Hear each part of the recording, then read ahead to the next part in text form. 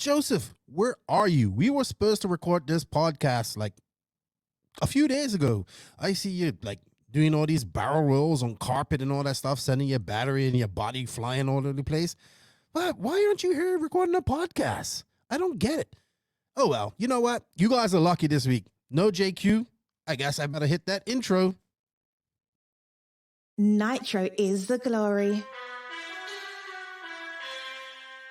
Welcome to the No Name RC podcast with your host tonight, Keenan White, aka Lefty the Great, and if you are unlucky, the Finnish village idiot, JQ. This is the RC podcast with no name, but plenty of content. So sit back, relax, and get ready for some serious bench racing.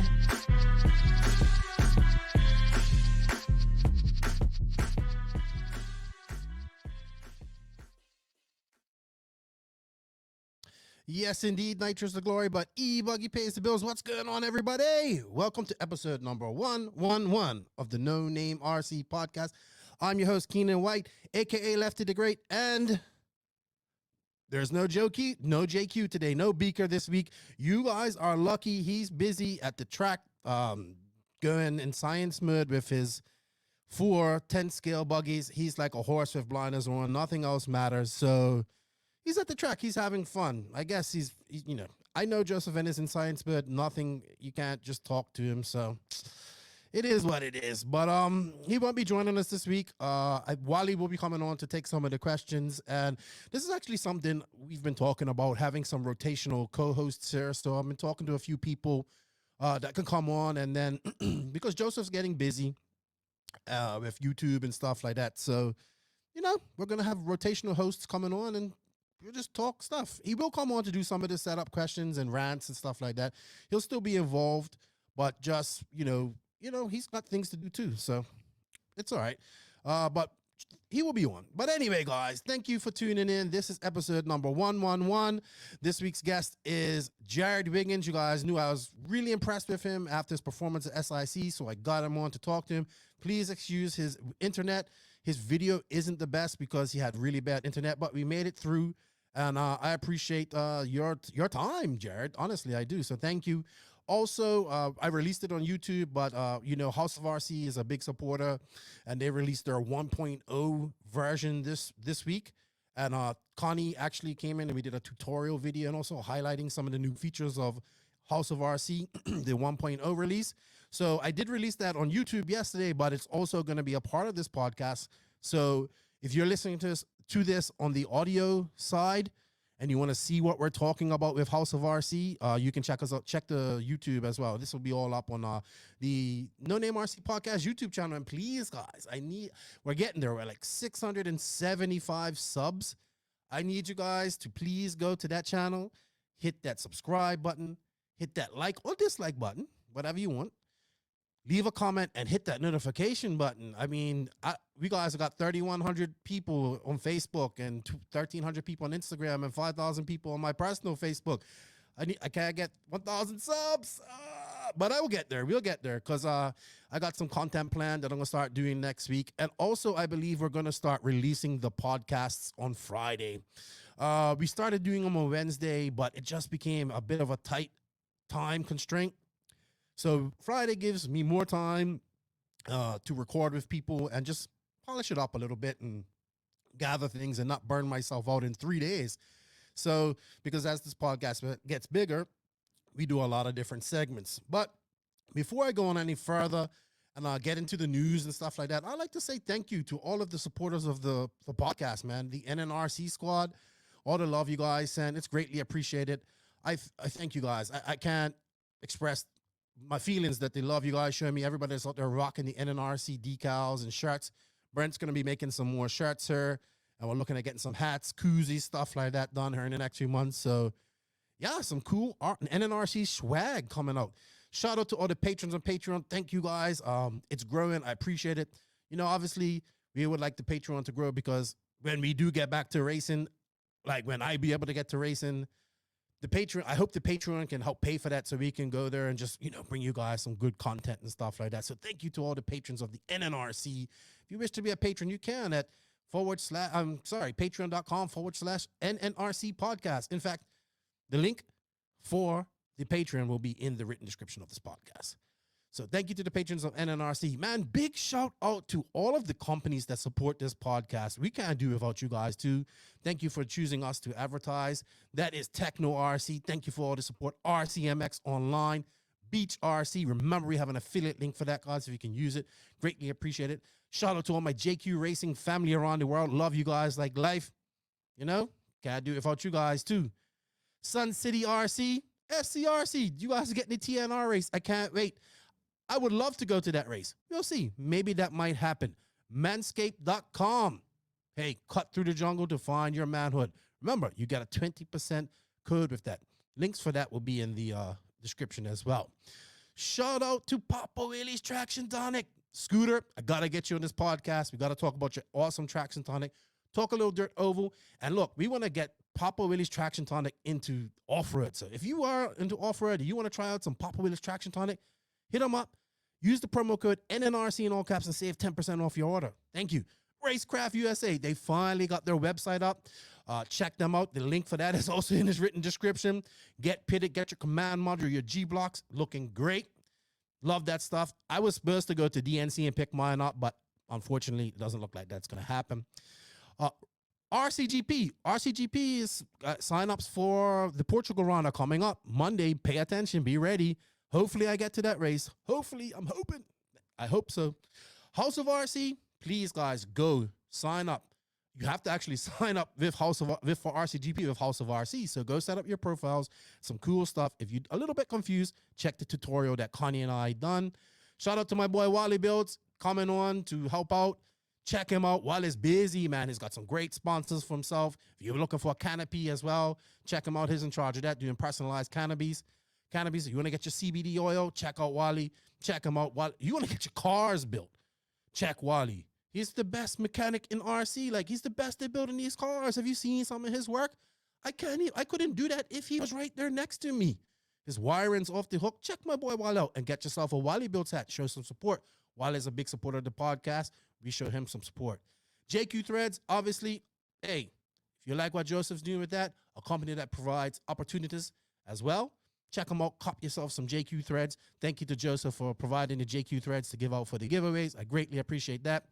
And, hey, shout out to a couple of friends that I have, that I like to shout out to. And there are smaller companies doing good things. Check out my boy Zach Thompson, Clean Freak. Check out G-Spec Racing. All these guys. Check out my boy Charlie. He's got that I have the shirt here, for cleaning your tires. These are all small companies in RC, and we need to support them. And if you're a company in RC or not a company in RC, and you think this podcast is something you would like to advertise or promote your product with, hit me up, man. We got tiers for everybody. And hey, we're trying to do big things in RC, and we want manufacturers that think alike. So join us here at the NNRC if you think it's something you want to do. So, like I said, Joseph isn't here, unfortunately, but he'll be back. Maybe next week, maybe the week after. We'll see. Like I said, he's in science mode.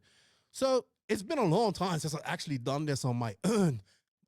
So it's a little bit weird not having Joseph to talk to. So I don't know. But anyway, I've done it before. I can do it again. But yeah, I kind of miss Josie a little bit. Just a little bit. But it's all good. It's all good. So we went through all of that. We've done all of this stuff. You know what?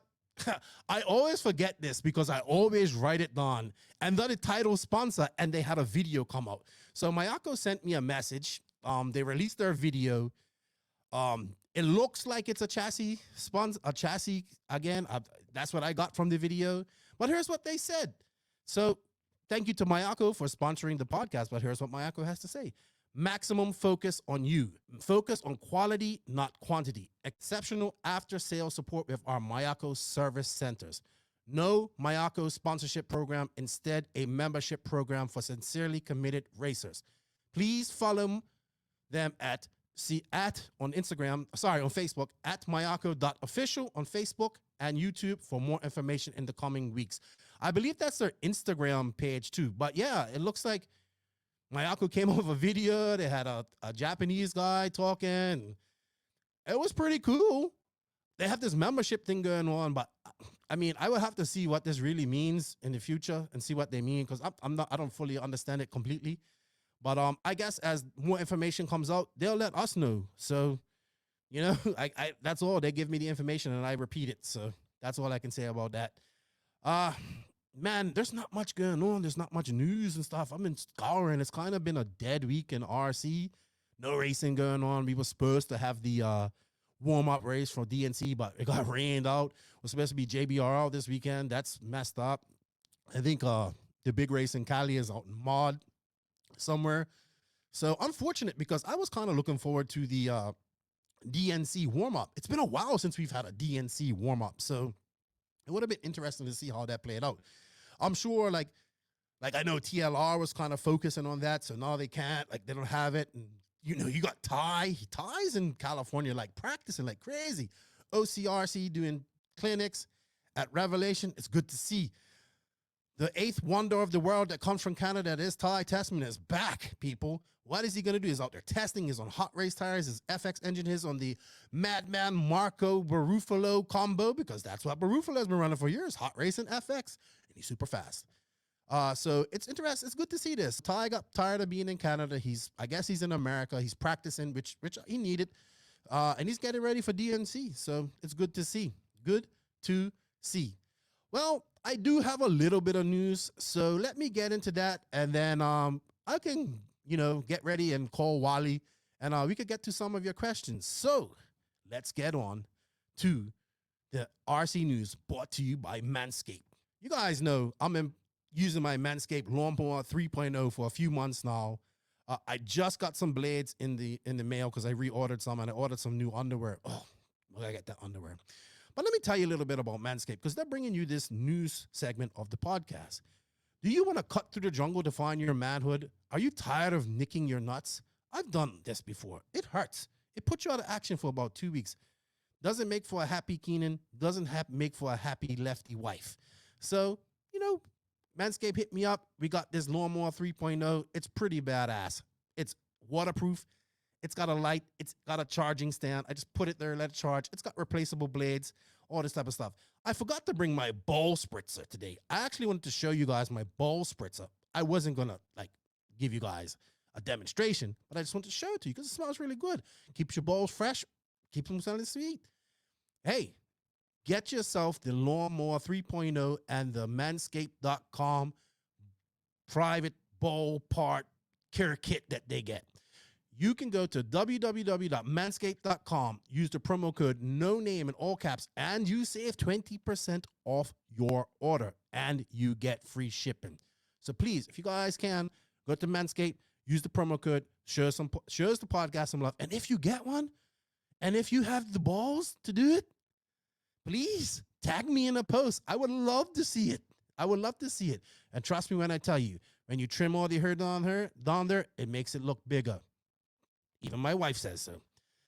All right, so enough about ball talk. Let's get into some RC news. Thank you, Manscaped.com, for bringing us the RC news.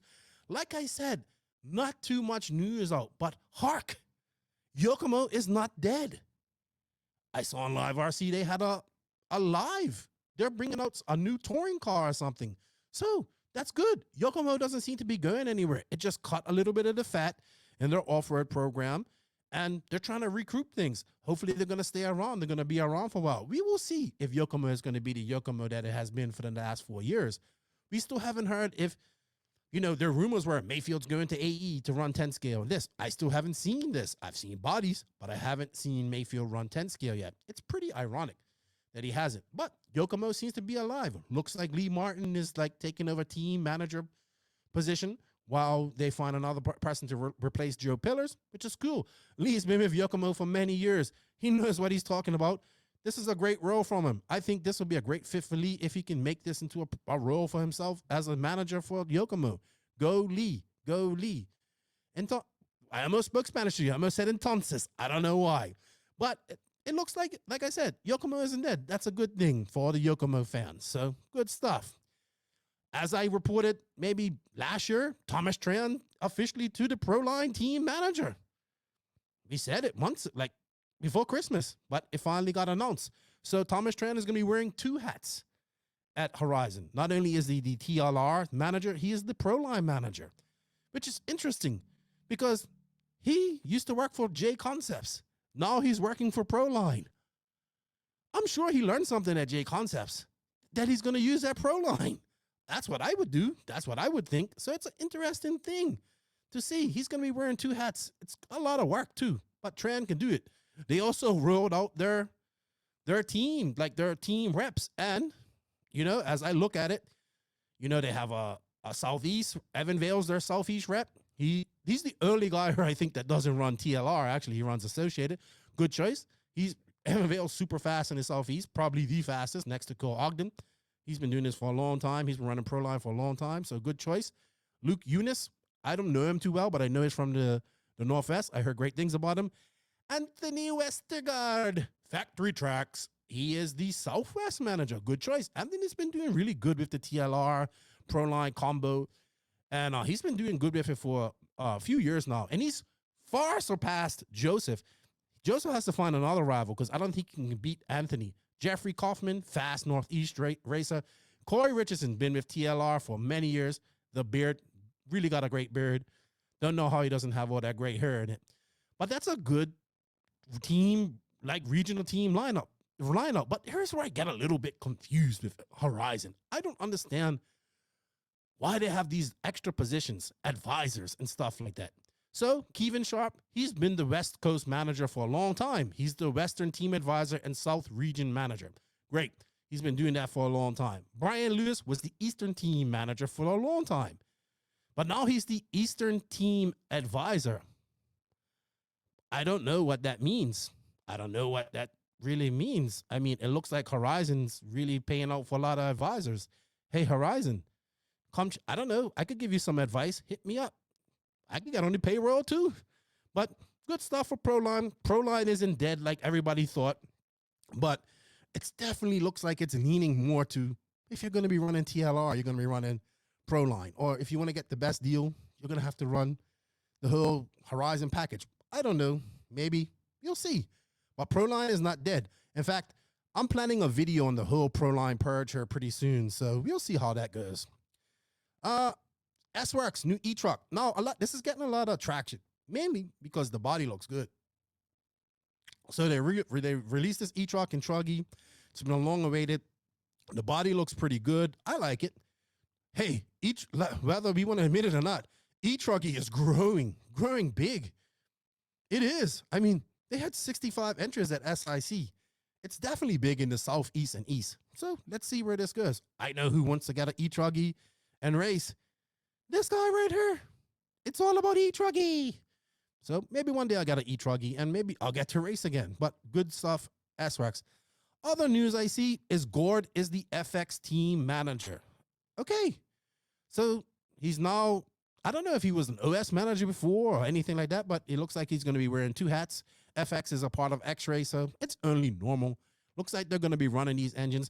It's going to be interesting to see what I know. Like, I know Gord and Ty will help develop these engines. I know they help develop the OS engines and had their specific lines. In fact, I really like the low-profile Ty Testman head. I haven't honestly seen engines like that.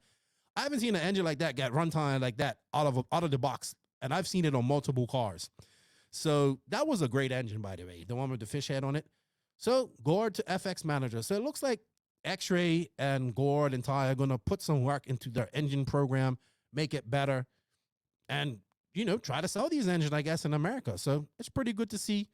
Gord's there. He's crossing his arms. I don't know. Is that a thing in RC? Must we take all our pictures and, like, look serious and cross our arms like this? Like, are we trying to be gangster or something like this? Why don't we have a goofy smile or something like that? We take ourselves too serious. Why with all the arm crossing? I don't get it. Come on. I do like Corey Richardson's picture for his release for Proline. He makes it fun. He's got his eyes crossed. He's making a funny face. Yeah, that's exactly what I would do. I don't know. I'm not into the crossing arms and looking all serious thing. It's RC. We're nerds in the field racing RC cars. We don't threaten anybody. Just the truth. Anyway, guys, not too much news going on, unfortunately. It's kind of slow. Things will heat up here as we go on. DNC's coming up here shortly. We got the King of the Streets race. Whew, my gosh, I think we're going to have a no prep live next week. Going to have Tyler on to talk about that. Looking at a 25K pot. Whew, that's a lot of money. It's a lot of money for somebody to go home with one race. Well, not one race, but multiple races. Unfortunately, it doesn't look like I'll be there either. It sucks because I really wanted to go. I really wanted to go last year. But we'll have Tyler on next week. Maybe a few other guys to do a live just about all no prep. Pretty cool. All right. You know what? It's time to go on to the Beach RC Bench Racing Q&A. I got my boy WallieBuilds here coming in to help me with these questions because, you know, I'm not the setup guy. Joseph, Wally, these guys are the setup guys. I know a little bit. I prefer questions about RC and how to get started and stuff like that and things in RC, but I'm not the setup guy. So I got to leave some of these questions for Wally and JQ. So here we go. Let me hit up Wally and we'll be back with the Beach RC Bench Racing Q&A. BeachRC.com, the racers' one-stop online hobby shop. Choose from all the popular brands and variety in stock with super fast shipping and great customer service. BeachRC.com still has the local hobby shop feel with all the benefits of the internet. BeachRC.com is the exclusive distributor for Ultimate Racing, JQ Racing, Pro Circuit Racing Tires, Nitro Lux Fuels, and Assault RC Performance products. So fill up your cart and check out at BeachRC.com today. Yo, Wally, what's up, man? What's going on? How you doing? I don't know, but thank you for coming on. It's, you know, Friday. You're just waking up. It's not a very good day in California. You can't say that much about California, though. Yeah, I mean, it's rare that we have bad weather, but Isn't right JBRL canceled this week? Yep, it's moving on to next weekend. But some guys are going up to Bakersfield to race, I think, to the mod. Yeah, race. there's like a mod race that Matt Olson's putting on, so all right. I think it's kind of a good alternative if you wanted to make the drive. Sweet. Well, Wally, thank you. This is your first time doing the beach racing Beach RC bench racing Q&A. How could I mess that up? Oh my God. Maybe you're not awake yet. No, I'm awake. But thank you for coming on. Like I said, I told earlier, Joseph, he's busy testing. He's all in science mode now. So, I mean, it's gonna be interesting to see what he comes up with his diagnosis, his theses on those 4 cars. So it's gonna be interesting to see. So we brought Wally in to help up with the questions. Remember, guys, Wally is a big supporter of the podcast. He's also an Ultimate Racer, a Beach Nation member. So this is all in the Beach RC family. And remember, Beach RC is a brick and mortar hobby shop run by Brent.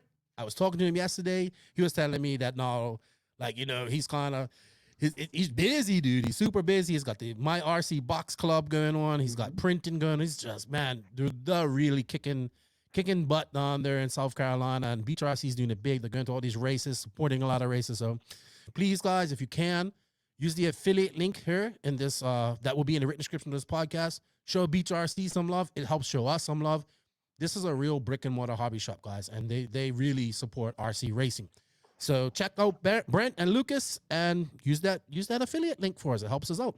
And also check out my boy Wally. You see he's got right down there that's him down there, WallieBuilds. Yeah. You know, he's busy. He's probably one of the best mechanics out there building cars. As I said, even if he was directing me and instructing me to do wiring like he does, I wouldn't be able to do it. So if you got something you want to get done by Wally, check him out. He's also check him out for some canopies and CBD needs and all that type of stuff. Check out Wally. Get yourself a WallieBuilds hat. He supports the podcast. He's a partner with us. So thank you, Wally. Yep. I saw you at OCRC using tire warmers. Okay, no, actually, that's a service that I offer. So okay. So what that was is S3. That's actually my trailer. So it's S3 Polytrons. Okay. But when you use them indoors, you basically make them to slicks or a ghost tread. And then you use tire warmers to kind of melt the sauce in. And I offer that as a pre-mounted tire system. So if you order the tires, you can select how you want your foam modified, what you want the tire sand down to, and if you want them on the warmers and stuff like that. So when you receive them, they're pretty much ready to go. I didn't know you went so deep, Wally. Oh yeah. That's why I don't Yeah. do 10 scale racing. If I do, it's going to be on carpet. Yeah. All right, man. But yeah, check out Wally. Get your, you don't want to send out your tires. Once your tires fully prepped, there you go. Hit up www.walliebuilds.com. He is a Beach RC member too. So, and he's an ultimate rep. So there you go. All right, Wally. So we have a few questions that we have to talk about. We have to answer her. The first one is from Robert Sorjohin. He's actually Finnish. He's from Canada. I met him at DNC. Yep, I know who he is. Right. So I got my phone up here. Why? Sorry, I'm trying to be here. So as someone that has been in the hobby for over 30 years, I swear by balancing tires. When will we see a true magnetic balancer capable of doing 8-scale truggy wheels? Second, do you feel tire balancing is as important as other setup changes? And how can your off-road cars be affected by balancing versus not balancing?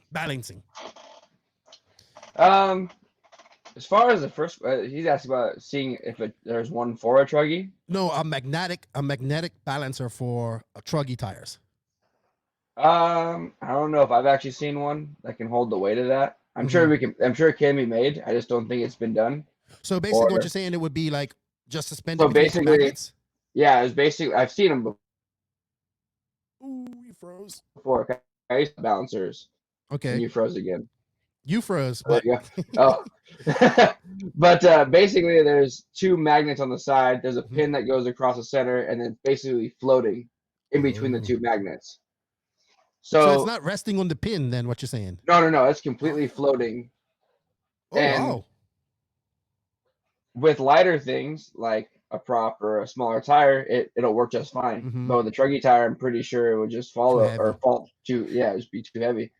But I think the technology is there to make a proper strength balancer for truggy tires like that. I mean, I'm sure it can be done. All right. But, he also asked, do you feel tire balancing is as important as other setup changes? In truggy, most definitely.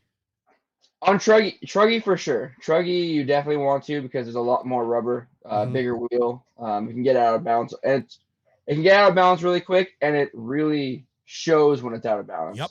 When an 8-scale buggy tire is out of balance, you can kind of notice it, but it's not as noticeable as with the truggy. Right. Oh, it'll probably always be better to balance your tires. I'd say for high grip, like a flat high grip track. Just because it makes the car that much easier to work with. You're not really trying to find that extra thing, because if a tire is just a little out of balance and you're trying to figure out why the car's acting funny, but you've tried different things and nothing really fixes it, it's probably your tires are out of balance, and it's one tire just has like a heavy spot in it and just throwing the car off. I think this should, if you raise 8-scale, no matter where, I think balancing tires. Okay, yeah, I don't balance my 8-scale tires, but I know what you mean. I think it's a good habit to get into this, and it's just part of your prep. Like, it's just one piece of the puzzle to the big puzzle, Yeah. So I don't think. in truggy, yes, in truggy you better. You know what I mean? Yeah. But I think the biggest thing is that I've always heard with setup that your setup starts at your tires. You're trying to figure, you got to set your car up to the tires that you're using. So that's why a lot of setups don't always work for every car, because if this setup is designed to be used on J Concepts tires, but you run Proline, it'll be close. It'll get you kind of in the right spot, but it's not going to be perfect, because a J Concepts tire might have more grip here, but it's not as fast here. So there's little differences. And if you start using a setup that's already different from the tires you're using, you're going to be off a little bit. So I think compounds, man, not all these companies, the compounds aren't the same. So, they have their secrets. They have their own little characteristics. Exactly. Well, good question, Rob. And I learned something. I've never heard of magnetic tire balancer, but I understand it now. Benjamin James, who is primed for a breakout year in 2021, especially in Nitro? Ooh, this is my type of question. Tyler Jones. I think you're going to see multiple people have breakout years, though. I think there's a lot of people that could be up there this year. There's a lot of young racers out there that I think Seth can really get going. He's one of them. Tyler for sure. I think if Heckert can get that S-Works figured out, he was like getting fast. Spencer is pretty fast already. Yeah, And he's fast. that S-Works car is not bad at all. Like, No, it's not. that car is actually pretty good. So, Who I think will have a breakout year this year? There's a lot of. I mean, you got the Aiden Horns, you got Renner Connects, you got the Fullers coming. Like DNC may not like. Okay, let's talk about like real quick. DNC may not have the international flavor, but it's definitely gonna have a good bit of like American young fast guys there. yeah. But I think we're gonna see, and like honestly, man, if he can I'm gonna throw another dark horse in there because he's racing again, and if he takes Nitro serious, Drayton. Yeah, he's actually been asking me about stuff and seeing what I've been running and what I've been liking, and yeah, I think if he comes out, he'll be fast. He will. Oh man, he's back. Fast. I was talking to his dad the other day, and they have a no prisoner. We don't take any prisoner attitude. I love it. So I definitely think you could watch Drayton, watch Spencer, Seth, Tyler, and I have to just look at these young Midwest guys, Aiden Horns, the Renner Connects, and then there's going to be I'm trying to think of somebody that Little Bump, man. We can't knock this. Little Bump he made E-Buggy Pro main at SIC. He's 9, Yeah, I mean that kid's, if he stays with RC, impressive. He's going to be super talented. So it's hard to say. Unfortunately, I can't say the Euro guys because they're not really racing. Okay, Danny Newman, happy belated birthday, dude. What nitro carbs are best and what carbs to stay away from? He would he actually asked for JQ and Wally's opinion on the option on this. Now, is this for ultimate racing or is it in general? I don't know because I know you guys use what is that, OSJ something? So there's a couple of different options, and I'll start with ultimates, and that's what I run. The carburetor comes on the M5S seems to be pretty good because it's already a Type R, pretty much a Type R, a 2103 Type R carburetor. I know they do a little bit of tricks and stuff like that, but that carburetor is pretty solid. The one that I didn't like, I gotta remember the number, but it's like a 22E or a 22. I know what you're talking about. It was off the 2102. Basically, the only carburetor that I know of to stay away from is the one that's on the 2102 Type S. Or 2102, the low pro head engine, the original low pro head engine. Okay. That carburetor was super hard to deal with. It always seemed like whenever I got the car to feel right, the engine was at 300 and something degrees. Not good. Or it would just not run very well. So when I had that engine, I put a 21J back on it, which is the older carburetor that everybody likes, has a lot of power. And that helped. That made it run a little better. But I would say stick between the 22D and the 22, or the 22D. Yeah. I honestly, I've never changed. And actually, I remember what carburetor it was. 22C is the one. Okay. 22C is the bad one. 22D is the Type S, and 22E, I believe, is the Type R. Okay. So those are the two that I would recommend: 22D and 22E. Sweet. I've actually never really changed a carburetor, but I know I remember the older Ultimates had that issue with the first threes with that not so good carb. So good stuff. Thanks for the question, Danny. Right, RC. Now I think this is a question about Mayako because they did have a video release this week, and it's about membership. So he asks, how will this new car company survive in this current RC racing market? I don't know, but I look for team support on and off the track. Seems really expensive to buy a kit and a membership. Might be cool for the basher, but add in travel to different tracks and parts. RC racing is expensive. Add in a membership too. I'd rather be a product specialist. All right. So I don't really know too much about the membership thing, but apparently it's a membership. We kind of have to wait to see all the details before we can judge this. But man, racing's expensive and whatnot like that there, but you know what? Racing's as expensive as you make it. If you run 3 million classes, it's going to be expensive. You got to buy tires, you got to buy parts and all this stuff. I see guys that tell me racing's expensive, but every single thing on the pits matches. Right. You know what I mean? So we have to really look at what is relative and what's expensive. Like, you know what I mean? Are we here to race or are we here to look good? Yes, it's nothing wrong with looking good. So yeah.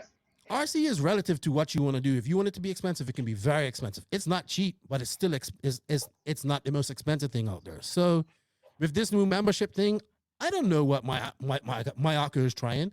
We have to all wait and see what they say and what they come up with. Yep. But it's something different. I don't see anybody else doing things like this in RC. So hey. Yeah, I mean it's definitely different. I'm not really sure how it's going to play out, but I'm definitely interested in seeing how it works. Yeah, because I mean, it is different. It's something different that's kind of trying to change it up. And I mean, I'm always kind of been a fan of some kind of change in the industry. I'm more towards a racing format, right. But I mean, you know what? If For we change could sell, to if we happen, could start, change actually has to happen. You know what I mean? right, So exactly. I So this say, is something new. let's just see what they come up with. Like they keep releasing videos. They say it's gonna be more information. You wait and see what's going on. Yep. I get I'm it. gonna I keep- get I'm why gonna keep people's following it. questioning this though. I get it, but I mean, let's just see, people. So Mhm. that's about all I know about my Akko, because we have a few questions. So that's about all I can say, because I don't want to answer, repeat myself the same Mhm. every question. So James Dale, can you explain under and overdrive gearing? What are the handling benefits or drawbacks on each front and rear? I haven't really experimented too much with overdrive, but Mhm. more so we would use gears to basically dumb down the initial power so the car is Mhm. easier to drive. In the rear or But in we the did back? notice On the front. we would actually use them together. So you would change the Okay. whole gearing of the car down, like lower the But gearing of the car. lower for. Okay, so sorry, you confused me here. So Okay, you went so- for more punch, or you went for more smoother gearing? So it would be a smoother gearing. Okay, Like so that's what you we were would. kind of feeling. So it was basically like it was taking some of the no, I guess it was just kind of shortening the power band. And Right, actually now right. that we're talking about, because there were more, you had a little bit more rip, but it didn't have as much top end. So like when the Okay. car would accelerate, it would kind of get up there really quick, but then it wouldn't be like screaming fast down the straight. Mhm. It would be more controllable, and you can drive it more precise. I Yeah. did notice though in an e-buggy, it limits the e-buggy too Mhm. much. So I actually went back to the regular gears in my e-buggy. But And e-buggy has so much power. Like you can have the smoother gearing, because we kind of have that option on the JQ. You can Mhm. have smooth. I guess what the BE Black Edition comes with, smooth gearing, which is like Mhm. 14. I don't know. But then, like, I remember when Joseph and Max were at the Euros in 2018, was up in altitude. yeah. So they went on to that lower, just to get punch. But I used to run, what is it when you run these smaller pinion in the rear? Is that underdrive or over? That's underdrive, I believe, right? That would be underdrive. So, So I like, used to use that in my 7R, and I liked it. so you just underdrive the rear. Yeah. The 7R used to use that. This is back when I was actually racing. Mhm. So you used to put used to put a smaller pinion and ringer in the back, and it just helped lock the rear end of the car in more, especially on the tracks we had here, rough tracks. Don't ask me all the technical things about that. I just put it in there and I just drove. So, and I liked it. So that's about it. To be honest, I can't explain. I guess he kind of wants to know the draw, like what's like running over and underdrive in the front or rear. I don't think you've really done that, so it's hard to answer that. Yeah, it's hard to answer that 100% because I haven't done it. But what it's supposed to do, basically, if you run underdrive in the rear, Mhm. it just, like I say, your front tires are spinning at like 1 mile an hour. Mhm. Your rear tires are spinning at 0.75 miles an Right. hour. So it allows, in theory, if you run it that way, it should allow the rear to get going after the front. But Got you. So the front I have more. right. Mhm. I have tried it, and I didn't really like the way that it felt. It didn't feel as balanced to me. Okay. It just felt like the rear was trying to chase the front, but was never really matched to it. But then I guess so. The same could be said for overdrive. So if you ran Mhm. overdrive in the front, now you're doing the same thing, but you're grabbing more gear Mhm. out of the front and leaving the rear the same. So it's the Yeah. same idea. You're just doing that. I don't think you'd ever run them reversed. I don't think you'd ever want the front wheels to go slower than the rear. Mhm.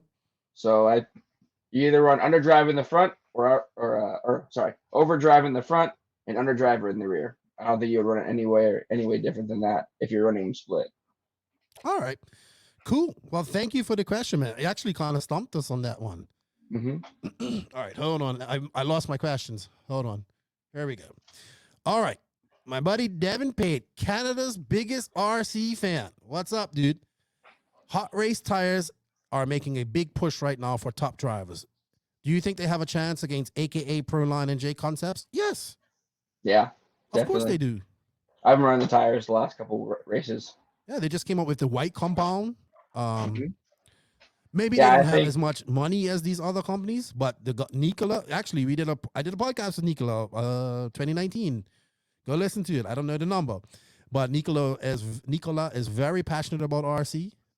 They come from On-Road, and man, they got a little mini factory there in LA, I believe, in SoCal, Mhm. with Mark It's Pavitas and the actually- guys. Well, Yeah, it's right here in La Mirada. I actually went by the shop the other day. okay. Yeah, it's solid. The tires are really, really good. I ran them at the TNR race and liked them.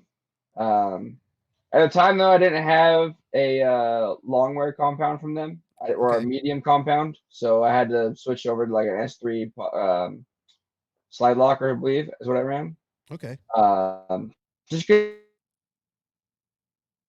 Soft and super soft, so it would have melted them Yeah. like any Well, I mean, other soft tire. So you got the third world janky internet today, buddy. You freeze a little bit, but it's all right. Not too bad. Yeah, I definitely think that Hot Race now because we're not sure which direction Proline's going to go to. You know, I mean, they just unveiled their team reps. And if you really look at it, it's almost all TLR guys. Like most of their team reps, their Proline team reps are TLR reps besides Evan Vale. So it's interesting to see what's going to happen with Proline. I don't think it's going anywhere. We'll see, man. Because Cole's been running the Hot Race tires for a while. He's seen success with it. See, that's why you need a coffee, dude, up all night. I know. Yeah. I don't see why not. If they have stock they'll be just as competitive and they'll get better as they go. And they got Tessman now. Yep. You know, they got Cole. Tessman was ripping last night. I don't know what tires he was running at OCRC, but he was moving pretty good. Oh man, he's like, I am coming to kill everybody. I don't know. I know that Cav was still kind of working with his tires. Like he didn't have Ty has been there for like I think a week, day in, day out, just running. So he's got tires. Remember, he hasn't been able to do nothing in the racing for a while. It's snow up there. But his tires were like seasoned and ready to go for racing, while Cav showed up that night with fresh tires. Oh. So I think if Cav would have been on the same level of tire, I think he would have been closer, if not just as fast or faster, because he was still able to make up a little bit of time on Ty in some spots. But the tires you could just watch were just not quite there. Interesting. That's Cav didn't have the tires, you mean? Yeah, Cav didn't have the tires. Ty's car looked like it was ready to go to race, ready to race. You know what? I may not I'm going to say one thing about the Tessmans. They are always prepared. Yeah. And they do everything. They make sure every T is crossed and every I is dotted before they get on that track. Or if you're Jet Lawrence, make sure you cross your I's and dot your T's. Did you hear that? That's something I would say. He said that on Supercross. That's exactly like something I would say. But thank you, Devin, for the questions. I've been talking to Devin on Instagram. I tease him all the time. He loves Ty Tessman. Andrew Schultz, why is Lefty so cute? Thanks, man. I think you have great taste. I just got cleaned up this morning too, fresh and all that. Manscaped? I had my barber come in and give me a clip. Not down there. Oh man. Not down there. Man. My head. He has shaved my back for me before though. And my chest. It's okay, her. It's a thing. It's nothing homosexual about it whatsoever. Nothing that is anything wrong with that, but I'm just saying. You're defending that one pretty hard right now. No, because I don't want somebody to get upset and say, "Oh, Lefty's a homophobe." Trust me, I am not. I believe people can live their lives as they wish. Okay, Mark Thomas. He wants to know, what do you think of these paid pros that are supposed to help people offering $80 clinics? Just because it's an off weekend for them on a paid trip, they're trying to squeeze a few extra dollars out of people for help. if they was at DNC or PNB, it would be free if you just walk up and ask for help. Okay. Okay, that's a different story. Now, So, okay, go ahead.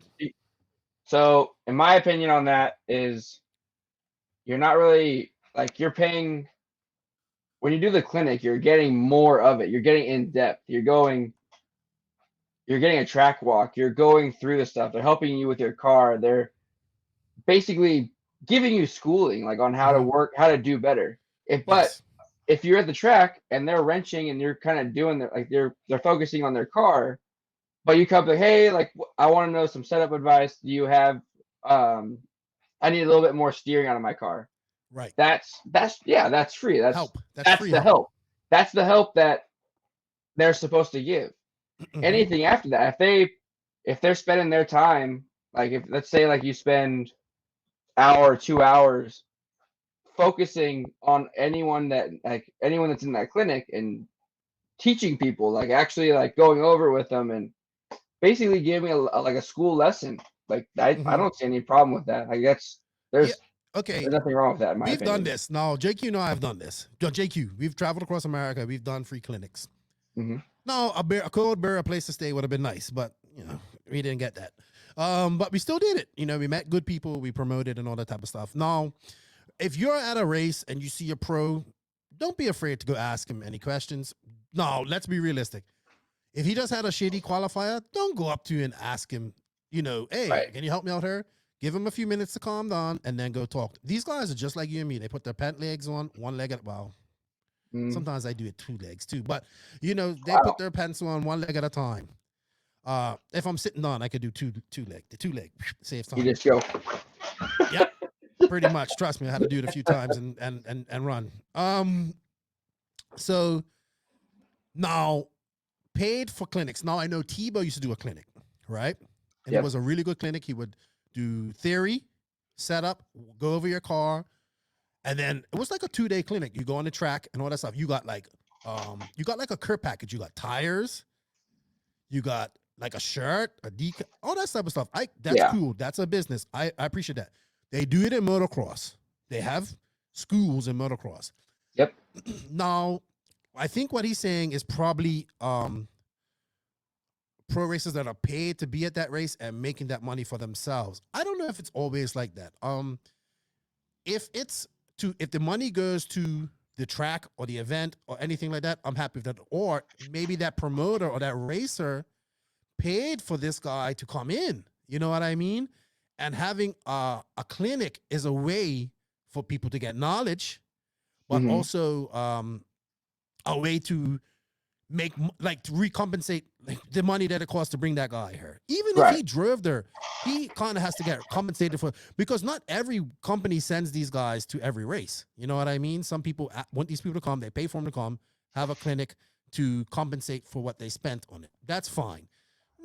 If you're just there like at a race and you put a clinic on and you're getting paid twice, I can see something being wrong with that. But now one of the things that I was offered to do in Canada for the big barn race was they were going to charge for the clinic, but it was going to pay my travel and hotel to get out there. Right. No, that's fine. So yeah, it wouldn't have been in my pocket, but it was just how to make everything kind of work so that I can get out there and race, and then in return they'll pay for it, but I'll do a clinic with everybody. Right. And then obviously the COVID canceled that race, so that never happened. But I mean, if it's like I remember like what Tebow used to do, he used to have special clinics, 2-day clinics. You meet at a track and you got a package and all that. That's different too. But I think what he's trying to say is if a racer's at a race and they're getting paid to be there, then they shouldn't be charging for a clinic. But you got to really make sure that race is being paid to be there or whatever too. Right. And there's not that many pros that are actually paid to be there. That's what people don't understand. A lot of these guys, are just 100% off. They're not right. Maybe some travel help, but not everybody is full paid. Like there's very, very few of those people. Yes, people don't understand that. But I think what he's more saying, like like the Adam Drakes and the Lutz and all these guys. But I think the clinic is a great service, and time costs money. 2. Mhm. So if that race promoter paid for that guy to come there and he's going to charge for the race clinic, that's fine. If he wants to give something to the racer, that's fine. Like, oh, you use your own fuel to get her, something like that. Buy a lunch, Yeah. whatever. Cool. But like at a race, please don't be afraid to go ask anybody for help. Yeah. Yes, they may look intimidating, but they're not. They'll talk to you. They're not. But yeah, the biggest thing that you want to do is never go up to them after they've had like a bad qualifier. Because Sure. everyone gets heated after a race. Like if something doesn't go right, even like sportsman drivers, everyone gets heated. If you don't get heated, then you don't care. And if you don't care, then why are you doing it? Exactly. So just give them a little bit of time to cool down. I know I've gone to the pits pretty angry at sometimes. I just go sit in my trailer and sort my life out, and then 5-10 minutes later, I'm like, all right, it's whatever. Or sit on a hay bale and contemplate life. Yeah, yeah, I've done that too. Oh my gosh. Joe Sire Jr. What's up, Savage Joe? Ran out of talent, guys. Check him out. Him and Ryan Green, and great podcast. I need to get Savage Joe back on her. He goes, how many owners of Mayaku can I beat in a fight at one time? Just for stringing us along for months and months. Oh my God. Joe is like big into jujitsu and kickboxing. He is like making himself into the ultimate weapon.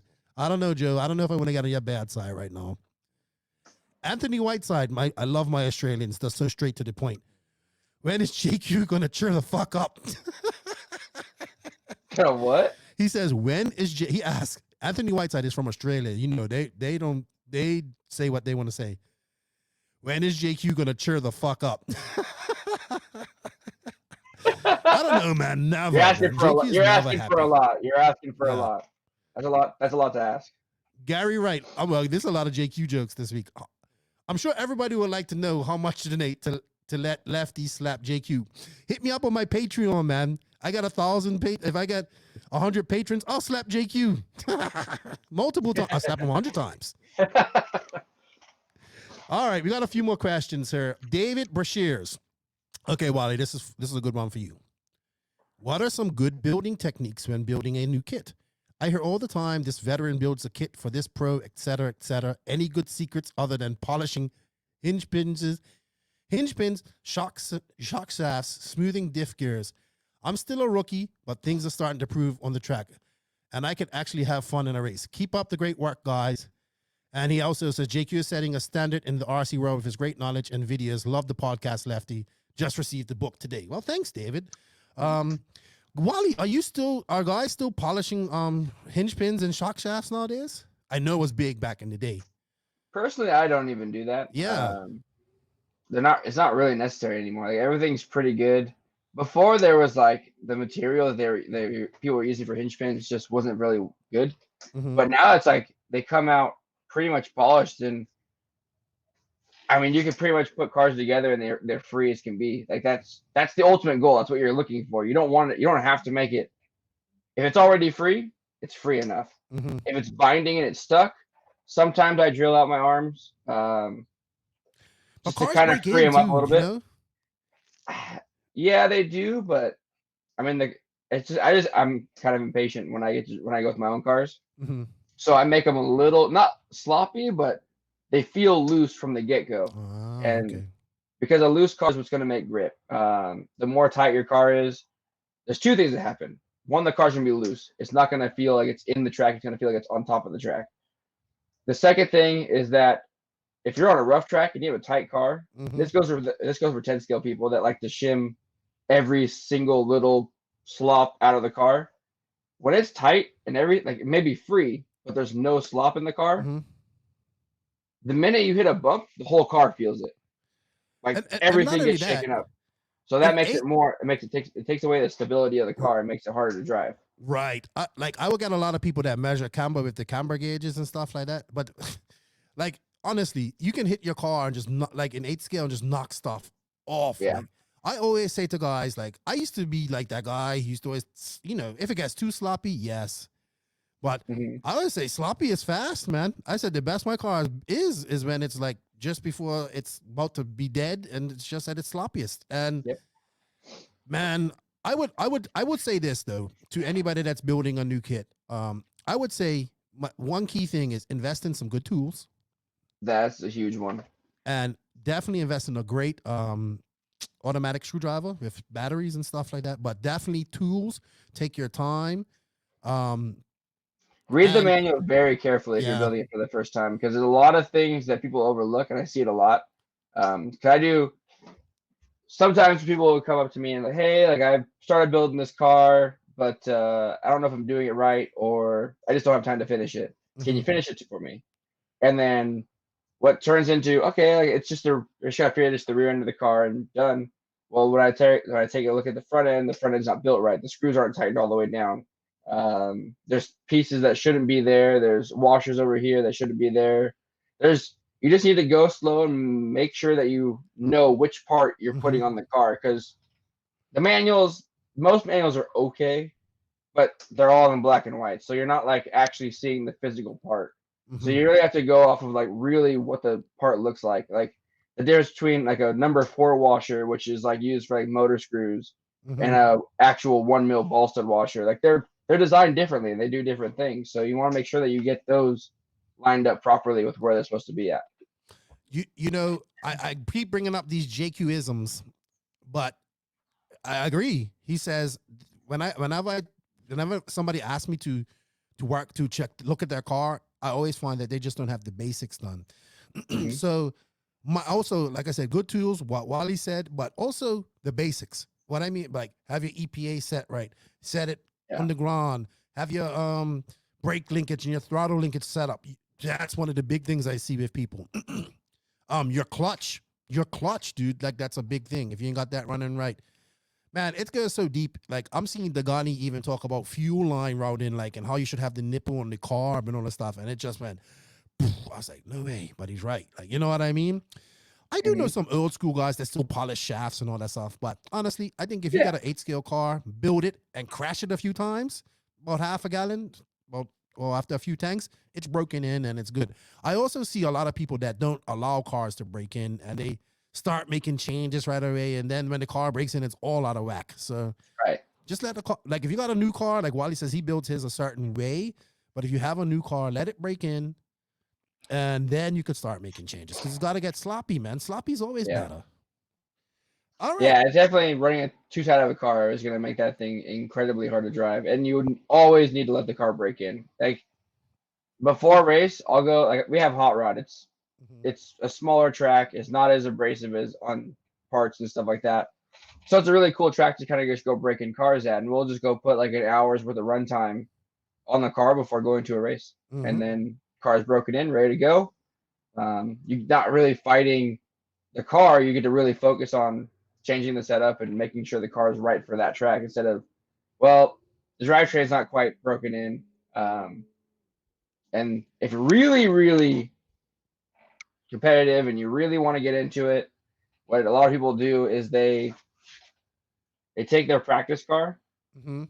and they break in drivetrain for their race car. So the plastics don't wear out, Right. but the drivetrain is broken in. It's got, Yep. let's say the drivetrain's got an hour on it, but the plastics are 0 hours. Got you. That makes sense too. That's Now for your deep. car's as fresh as it can get, and your drivetrain is gonna make grip. Awesome. I know that's entirely too much work for me to do, but I understand that's what some people do. I remember when guys used to break in diffs on with drills. You know what I mean? So it's we have come a long way since those days. That was back in the tinkering days. What's up, Justin Huglin, a fellow Star Wars passionate watcher like me and connoisseur? How are you, buddy? Are you going to DNC? All right, it's official. I'm not going to DNC. Bummer. I know. I saw that 10-day quarantine thing and all this type of stuff. And honestly, guys, I would love to come there, but my thing is getting like I just don't want to get I just don't know. Like I'm gonna just trying to hold off and wait to see how things get, not just in America, but in the world with COVID. Yeah. It's just I don't want to get stuck out there. I don't want to get sick if I'm out there because everything I like all my insurance, everything is here. Um and I yeah, just I'm just afraid of getting stuck there or not being able to get back home. Right. So I just thought, okay, I'll hold off and we'll wait. but my buddy is like, nah, I'm not going, Keenan, and we was gonna go together. And I said, all right, I'm not going. So unfortunately, I'm not going, and it's a shame because I've been to. If this would have been my 4th DNC, but you're going, right, Wally? Yeah, I'll be All there. right, so you'll be there, and that'd be good because I'll be hitting you up for information anyway. And he asked if I'm going to the SCRC TNR race. No, that's in end of March. End of March. So that is possible. It's possible that I actually would like to go to it because, you know, SCRC, they're great supporters of the podcast, great family. I like Chris and I like what he done. So possibly. Let's see how things develop over the next month or so. And yeah, I can see that happening. Few more questions.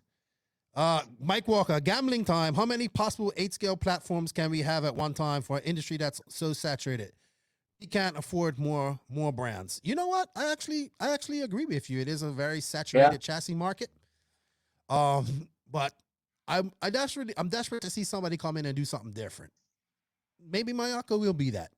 So we shall see. Yeah, definitely a lot of cars out there though, for sure already. We need to focus on getting bodies, people racing. Yeah, that's what we need to focus, all of us. So hopefully, yeah, if we can have as many brands as we want, we just need to grow RC, the amount of people in RC. All right. So I think we have a couple more questions here, buddy. Peter Nielsen, he actually said, first time asking a question. He says, Keenan, I love the show. My question is to do with tracks. Do you think tracks have become too technical jump wise? It seems like every track is like a supercross track, and there was It seems like every track is like a supercross, and there was better racing, at least club regional, when every jump wasn't do or die, and you could actually get a good dice going. I have mixed feelings on this. I understand what you mean, because at a club, you kind of have to make a track that a novice person could come and be comfortable on too. Mm-hmm. We always suffered from this in Bermuda. We wanted to make these big, crazy. We didn't have enough tools and equipment, but we wanted to make these big, crazy jumps, you know, and all this type of stuff that broke cars. And everybody's gonna try and jump it, like, you know what I mean? So I do like the jumps at a big race when, you know, it's more like have to be stepped up and all that type of stuff. But I would like to see maybe some more Euro style tracks too, even though the Euro tracks are getting big jumps too. But yeah, definitely it comes down to, I remember my buddy Paul Coleman told me this. He says, you want to get new people to come to your track, make the track simple. But then like the veteran guys get tired of being at the track because it's simple. So it's like, oh, but I like a good race too. Sometimes less jumps and more corner speed makes for great races. Yeah, I think it really depends on the class you're talking about, because you could have a very simple track that 8-scale, like for 8-scale, you can have a simple track that has big jumps. Like the jumps are just easy to make. Like it's making them difficult is when you have a 25-foot double out of a 4-foot corner without a berm. Yeah. And that's what makes it hard, because then you have people taking each other out because the pro guy can take it and make the jump from the inside because his setup is perfect and his tune is perfect. The more sportsman guy has to go wide, so now you've got conflict of lines and people hitting each other. There just needs to be, I think the jumps can be big. I think that they just need to have a smarter layout of how that jump is being hit. Yeah. So like, really, I mean, it's just, I mean, I know there's a challenge. You want it to be challenging, but again, it's like, I'd rather race the people that I'm racing and not race the track. Yeah. Like that's probably some of the things. Like there's a lot of layouts that really, you're really just battling the track. You're just trying to keep the car going around the track half the time. But if you can really drive the car, I think that's where the racing kind of goes. So yeah, I do like challenging tracks. I think there should be a degree of challenging in it, but you shouldn't make it to where like you can't make it, like you can't just go around the track and not crash. Yeah. Like if the layout's so hard that no matter, even like Drake and Cavalier are making mistakes on sections, like there's no real flow to the track.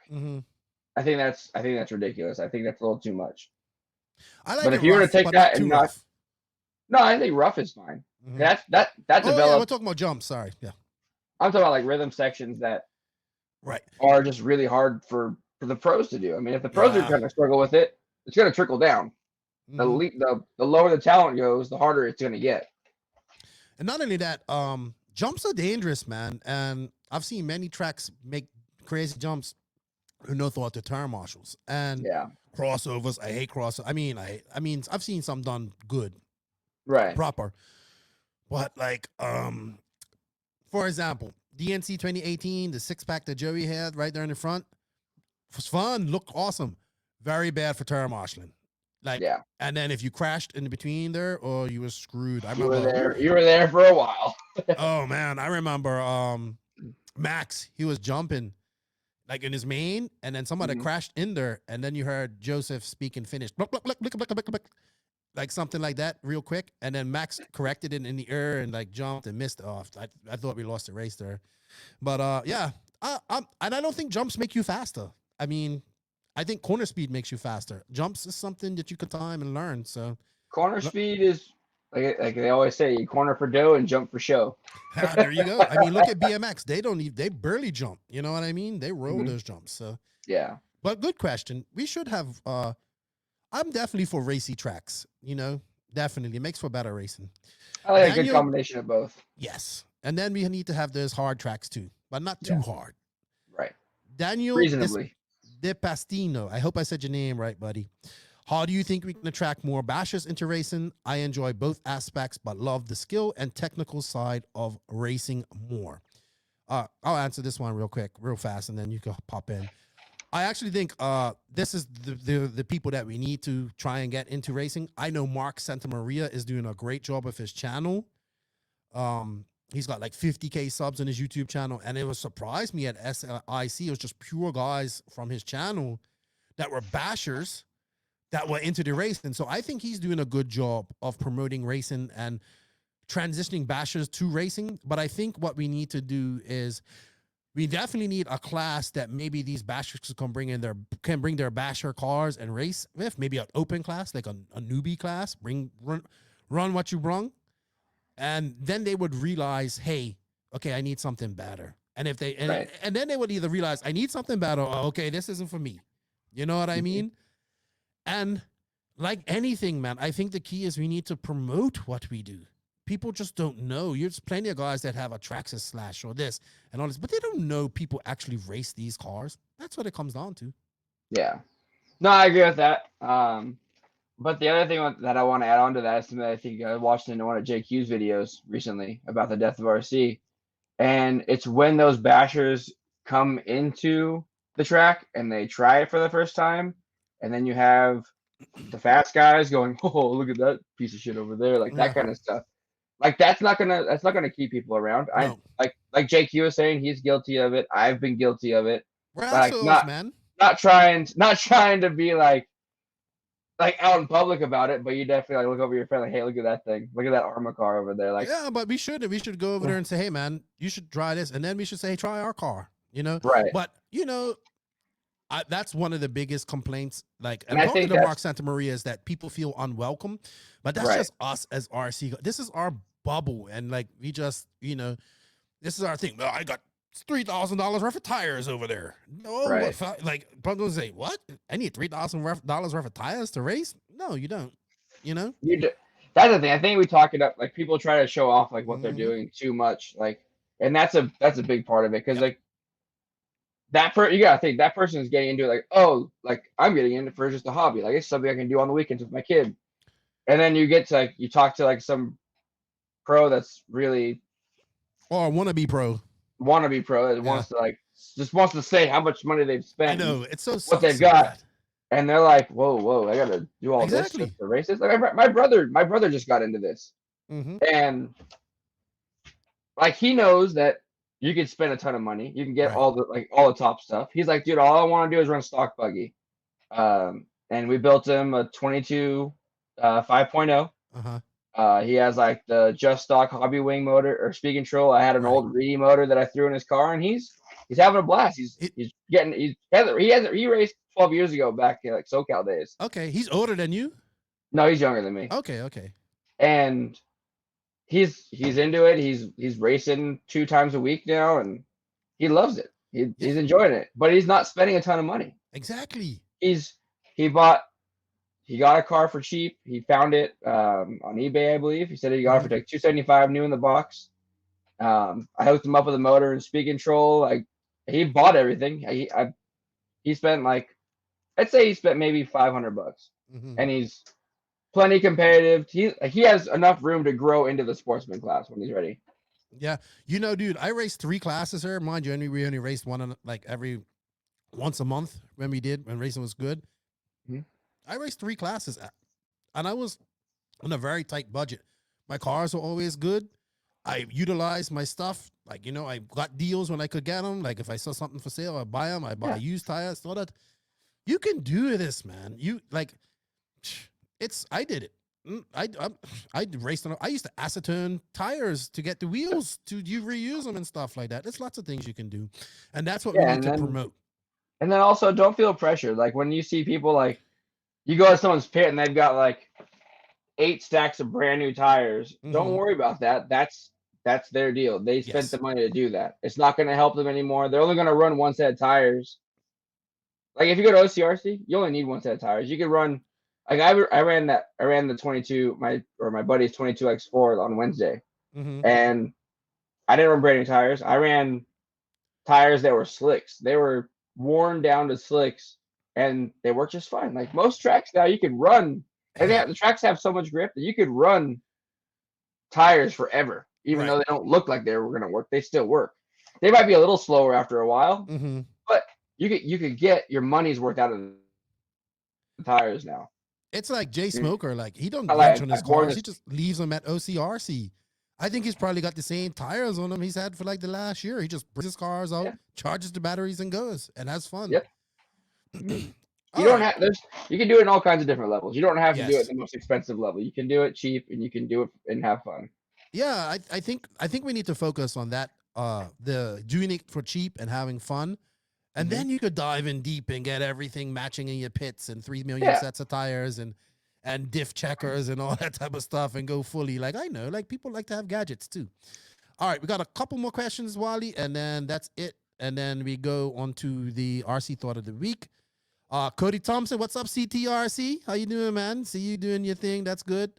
From CTRC Race Ray Raleigh. You haven't been up there for a minute to check out those guys. He's got his hobby shop now, too. I see that. So that's good, too. Congratulations, Cody. Cool dude.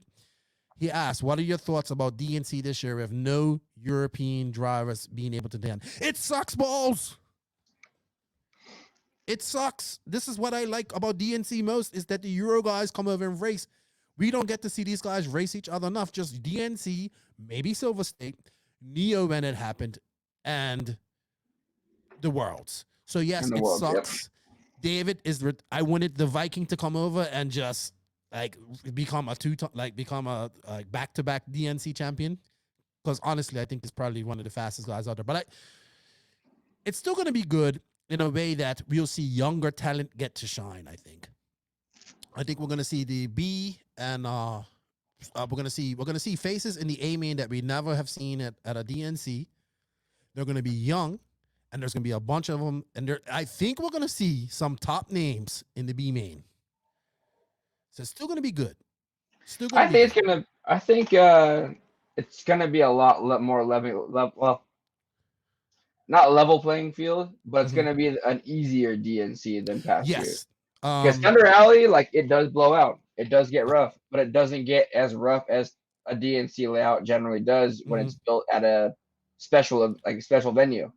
Thunder Alley, like, when it blows out, I mean, it gets rough, but it just stays there. It doesn't fall apart. It doesn't have gigantic holes. Really, right. The track will hold together. So it's really just going to be, I mean, I feel like someone from the West Coast that runs the Thunder Alley is going to win. You want my opinion? You want my opinion? I'm going to sound like JQ, but it's going to be a big California club race with. It's pretty much what it's going to be.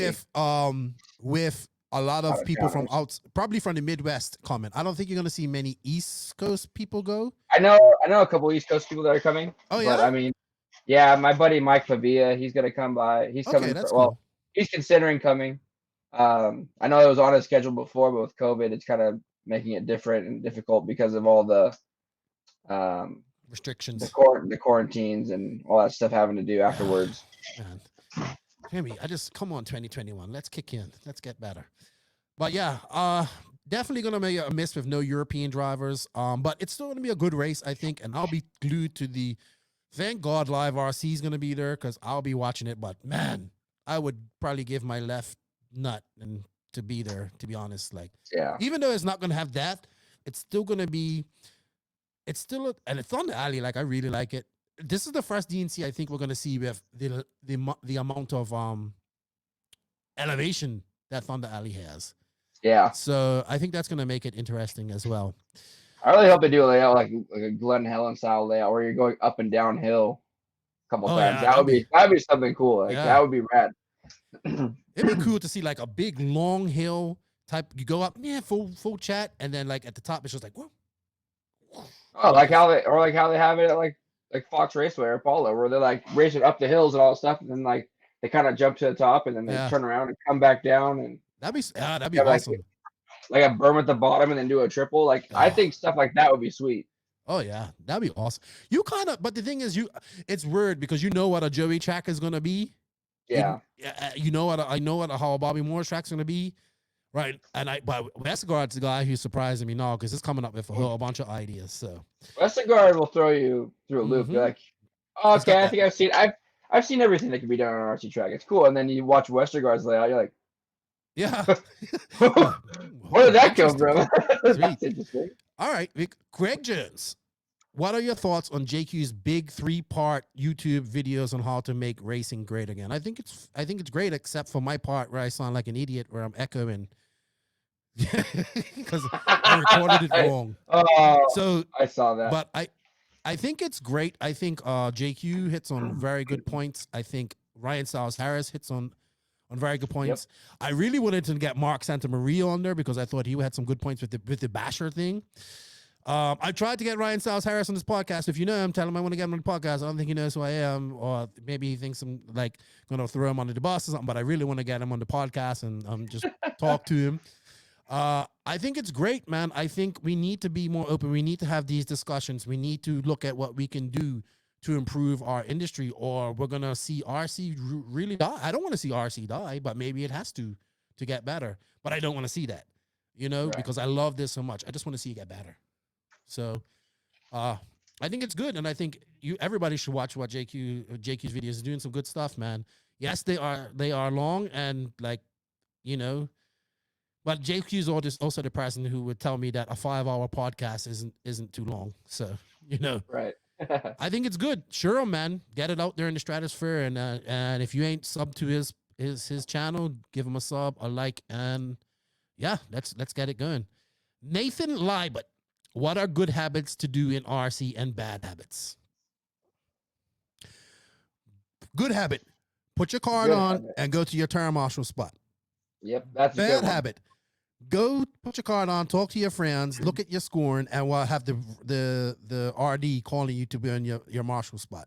So I think the one habit you can do as any racer is learn to give your car to your pit man or put it somewhere and go directly to your cone to turn marshal, because that's what you would want somebody else to do. Right. And that just makes the whole program run smoother. Like I think I've been to so many races where the race director is literally calling for marshals, and it's not even people that volunteer. It's the people that race. They just walk off because they're mad, and everyone gets mad. But handle it a little better. Go to your cone and be mad. Don't walk off. Still take care of what you have to do if you want to be a part of it. You can go be mad all day, but just get your part of the job done. Yep. It's just common courtesy. It is a problem I've seen a lot of races I go to in America. And I was in England. It was pretty simple. You did a club race. You raced. It was simple. You set up the track because it was indoor. You set it up. You walked up one way to the rostrum because they called it a rostrum, right? You waited in line to go up there. You walked up. You went in one way. You went down the other way. When you finished your race, you went down, put your card on. You went to your cone. You put your vest on. And if you wasn't to your cone by the time that race started, you got Dr. Lap. Do that, and Yep. you will see this problem go away.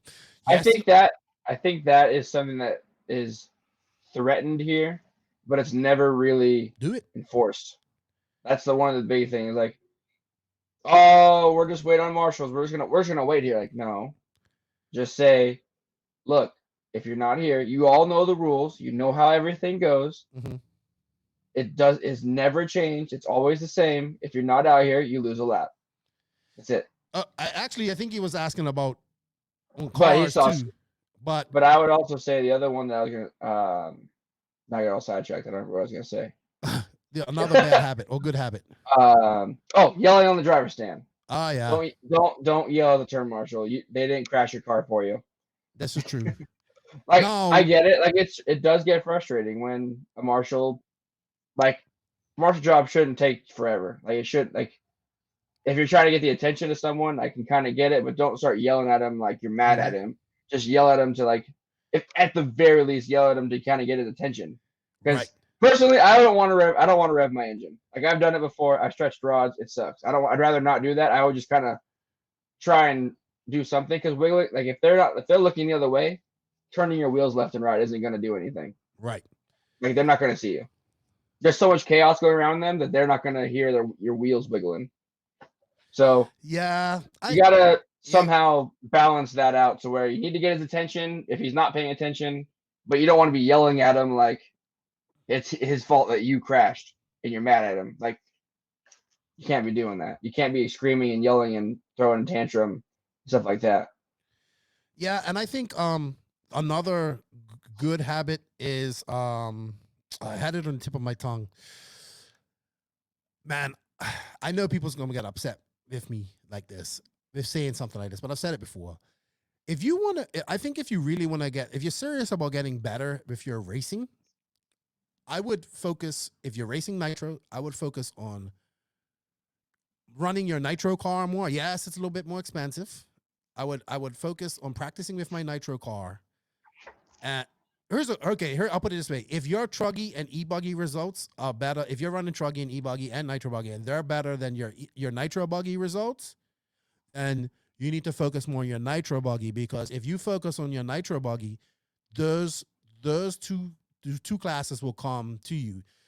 Because I just think I know you said you don't like e-buggy because it's harder to drive, but truggy makes bad habits because it's very forgiving to drive, and I think e-buggy makes bad habits because you have the power to get out of a lot of things. So, I think so, because like I would say nitro buggy is definitely the hardest class to run. So yes, I do agree with that. You should be practicing and running a nitro buggy. Like, whenever I go to the track to go practice, I only bring my nitro buggy. I wouldn't bring anything else. Right. Because I know, like, the truggy is a truggy. It's a pillow with wheels. Like, it'll any mistakes that you make, it's just gonna suck it up and it's just gonna keep on going. Or a buggy is gonna bounce and then flip around and go all over the place. But yes, I've never even heard of that. I like it. A pillow with wheels. It's a pillow with wheels. Oh my all it is. It doesn't do anything funny. You can just hammer the throttle down and it goes wherever you want it to go. You case a jump, it doesn't matter. It's just gonna suck it up. You case a jump with a buggy, it could buck you forward or send you off into a different area. All right. So sweet. We got two more questions. Well, I have one more good. Oh, sorry. Go ahead. When you're practicing, practice like you're racing. So, like, if you have the means or if you have a stopwatch or a pit guy, and you want to practice, like maybe like a qualifier, let's do a 7-minute run, and don't have to necessarily do lap times or anything. You can if you want. That would just be better. But if you want, just do 7 minutes without crashing. And then as soon as you do that at this speed, and you have a time, like, okay, you did it. Let's just say your overall time. Like maybe you do count laps, and you count in your laps. You did, let's say you did 10 laps in 7:15, whatever you want to call it there. Okay, but you didn't crash.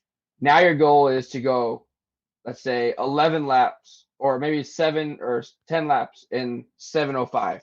Like, you want to make up 10 seconds. So now you push the car a little harder, but you're still working within how hard you can drive without crashing.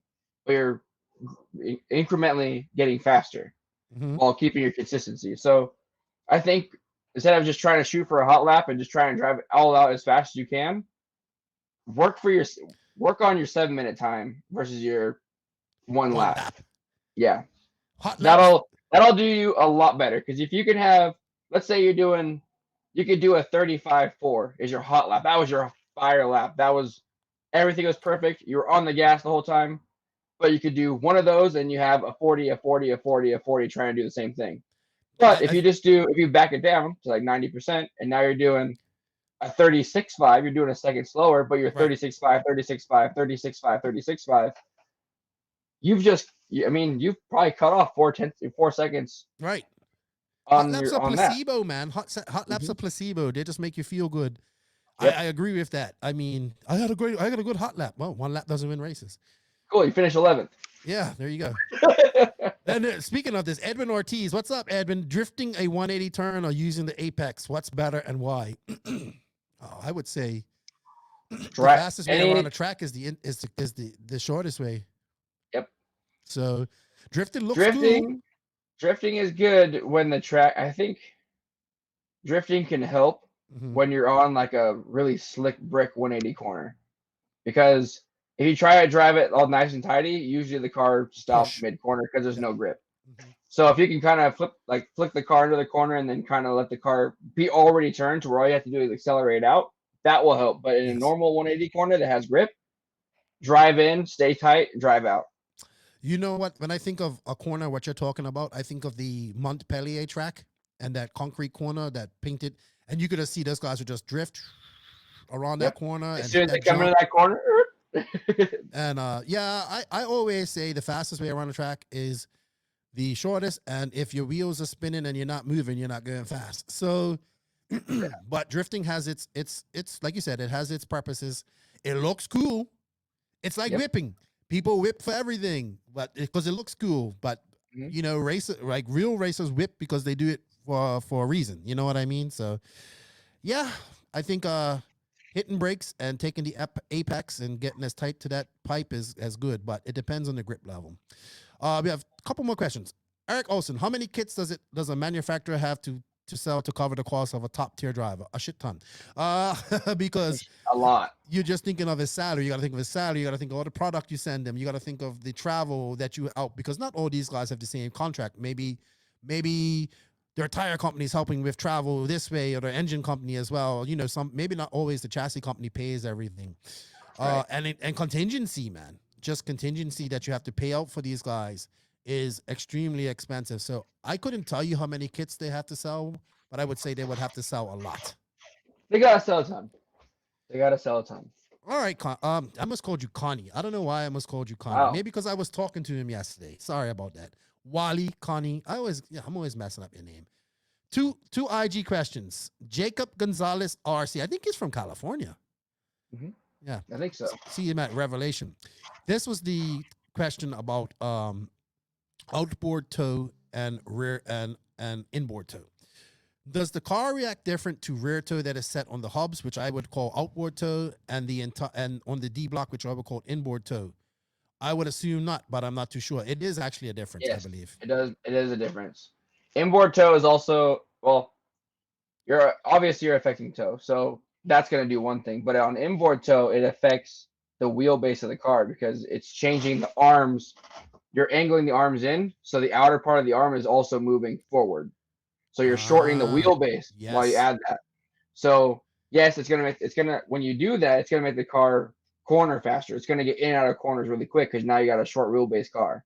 Mm-hmm. When you move it just on the outside, you're just adding tow, and you're creating bind, so it's gonna make the car a little bit stiffer. So it could have more support. It could add a little bit more grip. But you're not changing. You're changing a lot less of how short the car is by the outboard tow, and that's the biggest differences. Got you. Basically, you're changing wheelbase in a way. Right. We use a lot. We like the first car that I actually used outboard tow on was the JQ. So I didn't know like what I was doing. This was something new to me, but yeah, it's definitely a handy tuning tool. That's what I changed the most. Is like I just changed it when I did race, was just changed the tow right there in the outboard tow. So, good question. RC Kevin, my good buddy from Quebec.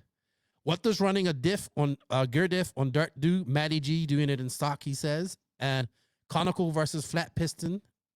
And why do you what way do you suggest to put a conical piston? He's a stock. He also races nitro. He's got a cool indoor track up there. Well, he's managing a cool indoor track in Quebec.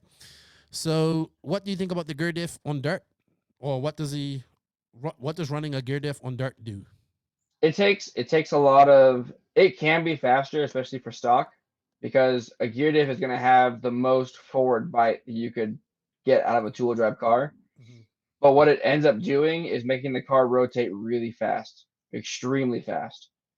And that's why it's ideal on carpet, because you have the forward bite. The car will launch and go forward. It won't skip a gear. It won't slip. But the car has so much grip that you want it to be freer in the rear. So the gear diff allows that to happen. Right. So Matty G, he runs something that's way off in left field. I don't know really if anyone can really drive his setups. I don't ever hear anybody running his setups. Mm-hmm. I mean, if you can get that gear diff to work, it will be faster. Mm-hmm. You have the forward bite, the corner speed, but you have to be prepared that car's going to want to spin out everywhere because it's going to have basically no side bite. The gear diff pretty much eliminates the talent to handle it. Probably. Let's see what he does when he goes to. I was teasing him the other day. I was like, "Are you going to DNC?" I don't know. Matty G running nitro. Matty G don't run nitro. He doesn't even run modified nitro. Born a crime. We need to do baby steps. He needs to jump up to modified first. Yeah, that's what you sound like, Joseph. That's what he says. He does. I know. He said 1 more year. I just give him shit about it. Conical pistons versus flat pistons, and which way to put the conical piston? And you froze. Sorry, cut out. Yeah, I'm there. Really. Sorry, no worries. Conical piston versus flat pistons, and which way to put the conical piston? Which way to put the conical piston?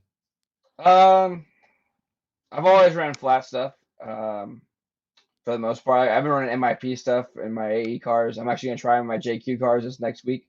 Mm-hmm. But I used to run the 8-hole, the tapered pistons, and I'd always run the taper down. Mm-hmm. That way the pack stays the same, but it rebounds a little bit faster. Mm-hmm. But that's basically what you would do. You want your pack. Basically, you want to just adjust the rebound. You're not trying to. You don't really want to remove the pack because the pack is what your car support is from. Okay. So if it's too free, the car is going to roll over. It's like in a corner. Like I was experiencing this with the JQ car when I first started running it at Thunder Alley. Mm-hmm. Car went through the bumps perfect in a straight line. Everything was great. I was like, all right, but they had this one downhill sweeping corner into a whoop section, and you had to stay in the throttle, carry the speed. But when you're going downhill and then making a left, that right rear shock was just blowing through, and the car would lose like all the support and do a donut and then now you're going to the whoop sideways, and you can only imagine how bad that was. Mm-hmm. And that's when I was running the 7x1/4 piston. Okay. So that 7x1/4 piston, basically too much oil was moving through the piston, and there was no support by the shock. So the shock would just blow through. The car would dump over on its side, do a donut, and there. But then I went up to a 7x1/3. Mm-hmm. These are all flat pistons for right now. The 7x1/3, you would go into the corner. The car would stay flatter, and it would power through the corner because what's going on is the shock is holding the car up. So as the car leans over, the shock is kind of fighting it and kind of making sure that it doesn't go too far. And then what it's also doing is as the car leans and all that weight goes into that one tire, the stiffer shock or having a little more dampening in it Mm-hmm. is creating more pressure on the tire. So the tire, instead of it just the weight is falling in, like if the tire is here, the car just rolls in, just kind of falls into where the tire is at. The weight rolls over and pushes the tire down into the ground, and that's where your grip. And that's where your grip comes from. So running a stiffer shock can actually make more grip. You just need to know if you need more grip coming into the corner or out of the corner. Out of the corner, a stiffer shock is going to make more grip. Wow, Wally, you went full science mode on me just now. I know I freaked out when I. I know, but you explained a lot to me. You explained a lot to me. Good answer, man. Actually, you did really well with the that came out of a motocross. Like right. But it makes tuning sense. magazine. Like I was like 'Cause- reading where Bones from Pro Circuit was explaining, like, if you run too soft as shock, like your bike's gonna come out of the corner like this. It's not gonna plant. But if you actually use the weight of the bike to push the tire into the ground by running a stiffer shock, you get more grip and the the bike will exit straight. Interesting. So I was like, oh, maybe that worked for RC too, and it did. So I was like, all right. There you go. That's how you find things out, man. Awesome, man. Thank you for coming on. You did a great job answering these questions. I think I had a good time answering them with you. Thank you to everybody that sent in these questions for the Beach RC Bench Racing Q&A.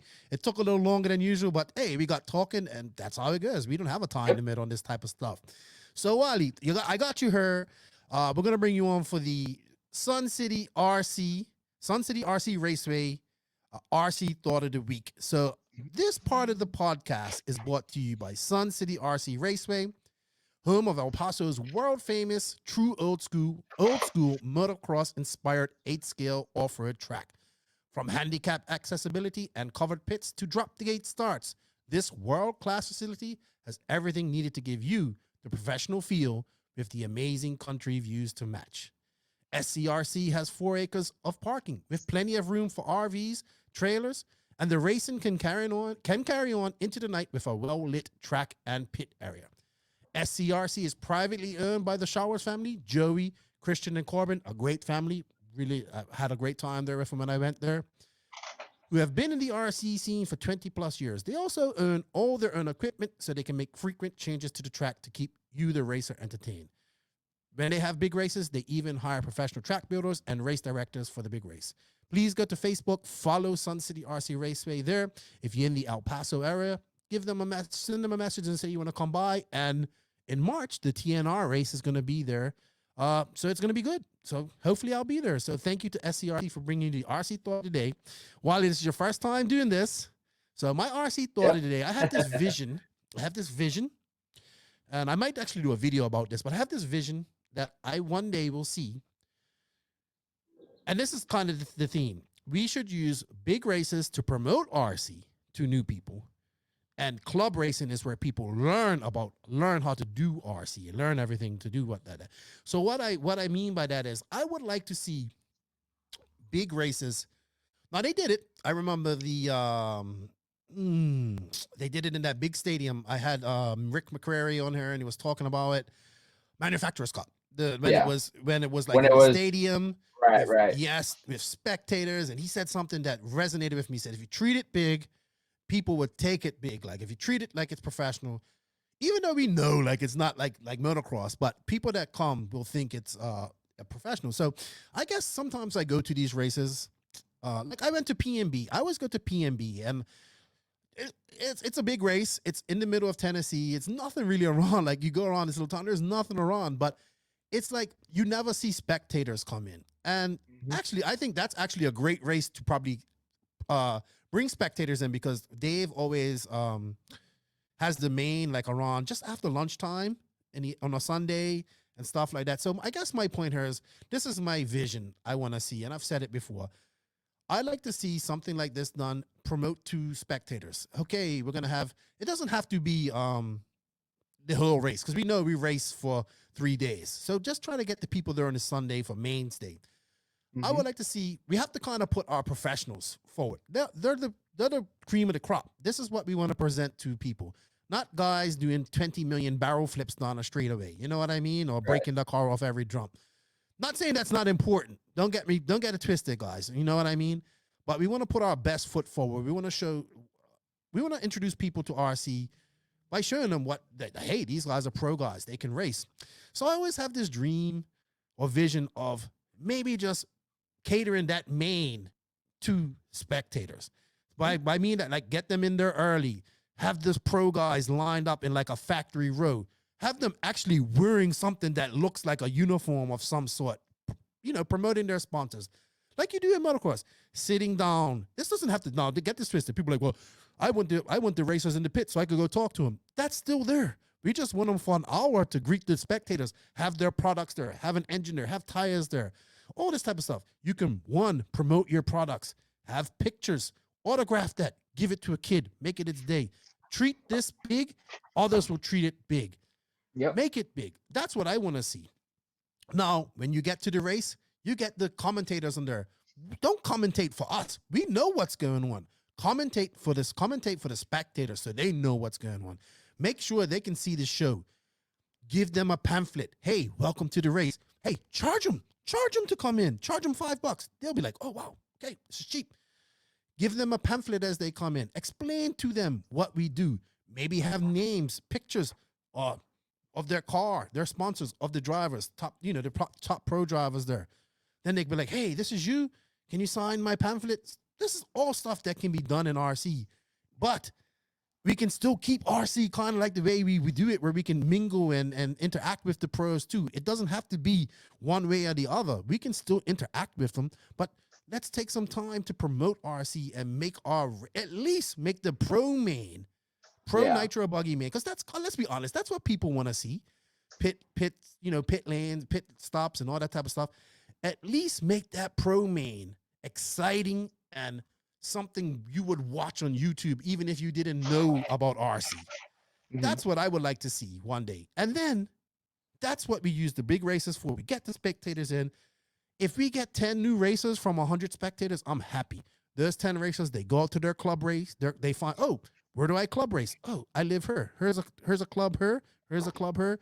That's where they learn how to do RC. This is my RC thought of the day. What do you think, Wally? No, I think you're on the right path. I think that would be something that needs to happen. But I think it needs to be marketed like that. Like, I think that's the biggest thing is that we don't market the actual racing. We just we do market it, but we market it to ourselves. We already know about racing. It's kind of like it's not working anymore. Right. This is why we don't have a Monster or a Red Bull.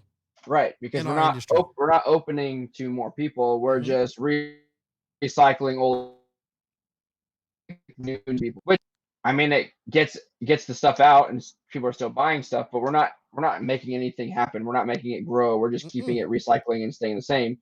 And the amount of people that get out of the hobby versus the amount of people that get into the hobby is getting out is way higher. Yes.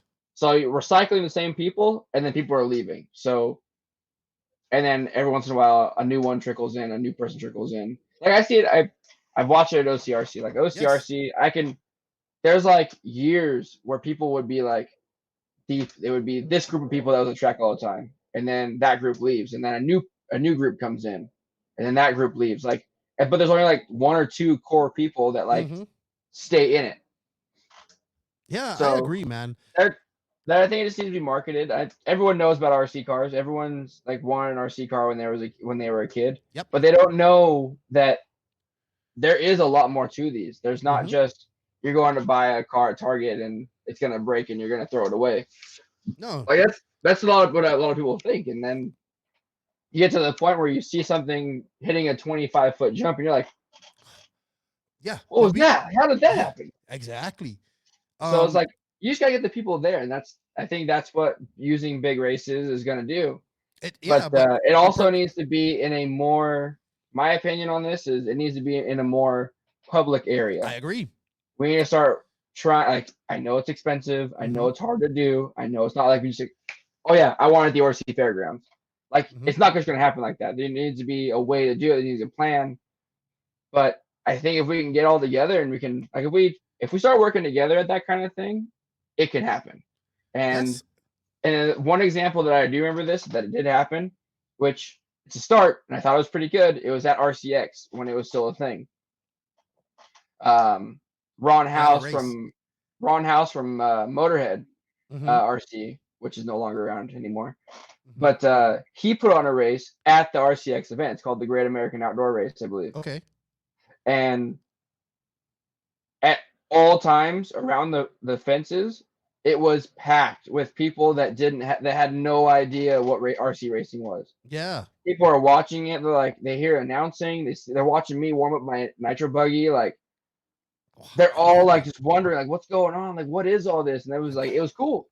Like, so if they're obviously OC Fairground, OC is expensive, so doing something in OC is going to be ridiculous. But ideally, if I could make it happen, I would like to get a race during the OC Fair.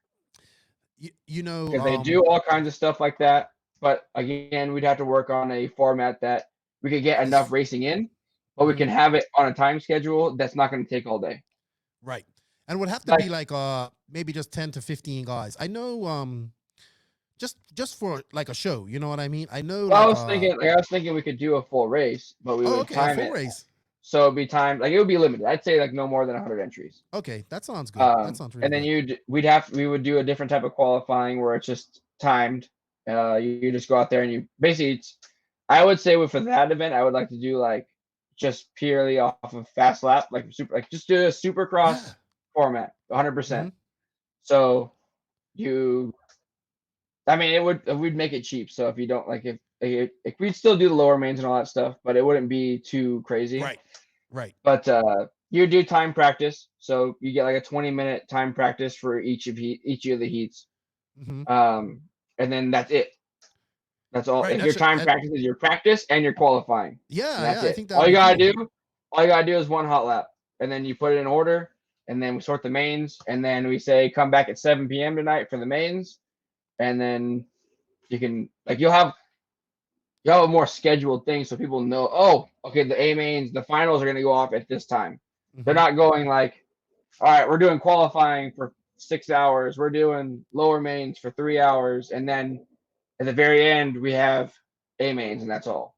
Yeah. Like we would do everything during the day, and then the 7 o'clock show would be A mains only. Right, like just like Supercross. So it's not long, but you see the top of every class, and that's it. I agree. That works too. So basically, you can promote it as like, oh, you're gonna make the night show, like how Supercross is. Like I think that would, one, it makes the program for the spectator easier to follow, and you're kind of more understanding of what they're doing, and you're not having to follow like through a C main, a B main, or this main, or that main. You just get the finals, promote as a night show. I think that would be where it needs to kind of head. Sweet. I agree with you, man. Let us know what you guys think. And after you heard this podcast, are we on the right track? Do you think we're doing? Do you agree with us? Do you not? We want to hear from you. But I think we got to, man. These, like, everybody says these races are good for. Well, these races do good for. Well, I mean, we shouldn't. It's a whole nother spiel I could go on about big races and club, like all that type of stuff. But that's not what it's about. But yeah, maybe the race promoters should look at a way to actually promote RC to non-RC people too, because the more people we get in, the better it will be, and then we could get more companies in. Like if I'm Monster Energy, we'll say, oh well, this race had 800 entries. Right? We had 800 people? No, we had 800 entries, but we had 250 people. Yeah, and then you'd be like, oh well, that's not a lot of people that I need to market to. They're probably drinking my product or drinking a Red Bull as it speaks. So that's why we don't have it. But I think we can do it. Right. Anyway, Wally, I know you're busy. You got to get back to work. I thank you for your time, man. Enjoy your California weekend. And I hope you get better weather. Thank you for your time. I'm going to go on to the Tekno RC main interview. Remember, guys, hit up Wally. Check him out. Send him some business. Check out the affiliate link for Beach RC as well. SCRC. Now I'm going on to the Tekno RC main interview. Oh, hold on, Wally. Would you like to say goodbye to everybody? Yep.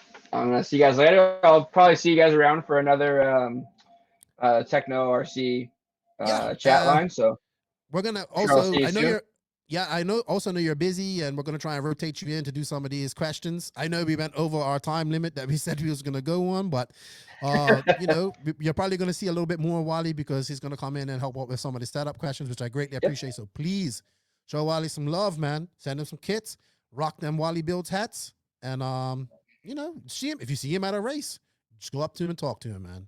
Hit me up. I'm always around to help. So let me know. All right, buddy. Thank you for your time, and talk to you later. Now it's time. Sounds good. See you guys. All right. Now it's time for the Tekno RC main interview with Jared Wiggins. Tekno RC. Tekno RC is a premium manufacturer specializing in 8th and 10th scale high-performance off-road RC buggies and trucks. Visit www.teknorc.com for a complete catalog of their products. Tekno RC. Excellence in engineering. #Tekno Takeover. So we all know that I call Tyler Jones the dark horse of RC. and the dark horse of Tekno RC, but I like to say he is the dark horse in RC. But today we have the guy who I consider the workhorse, and probably the workhorse of Tekno RC, and he's making waves as well. He's been making waves for some time. I think I'm cutting out on you already. I see that already. All right. Yeah, we're gonna have to get on better Wi-Fi, dude. How about your data? Does it work?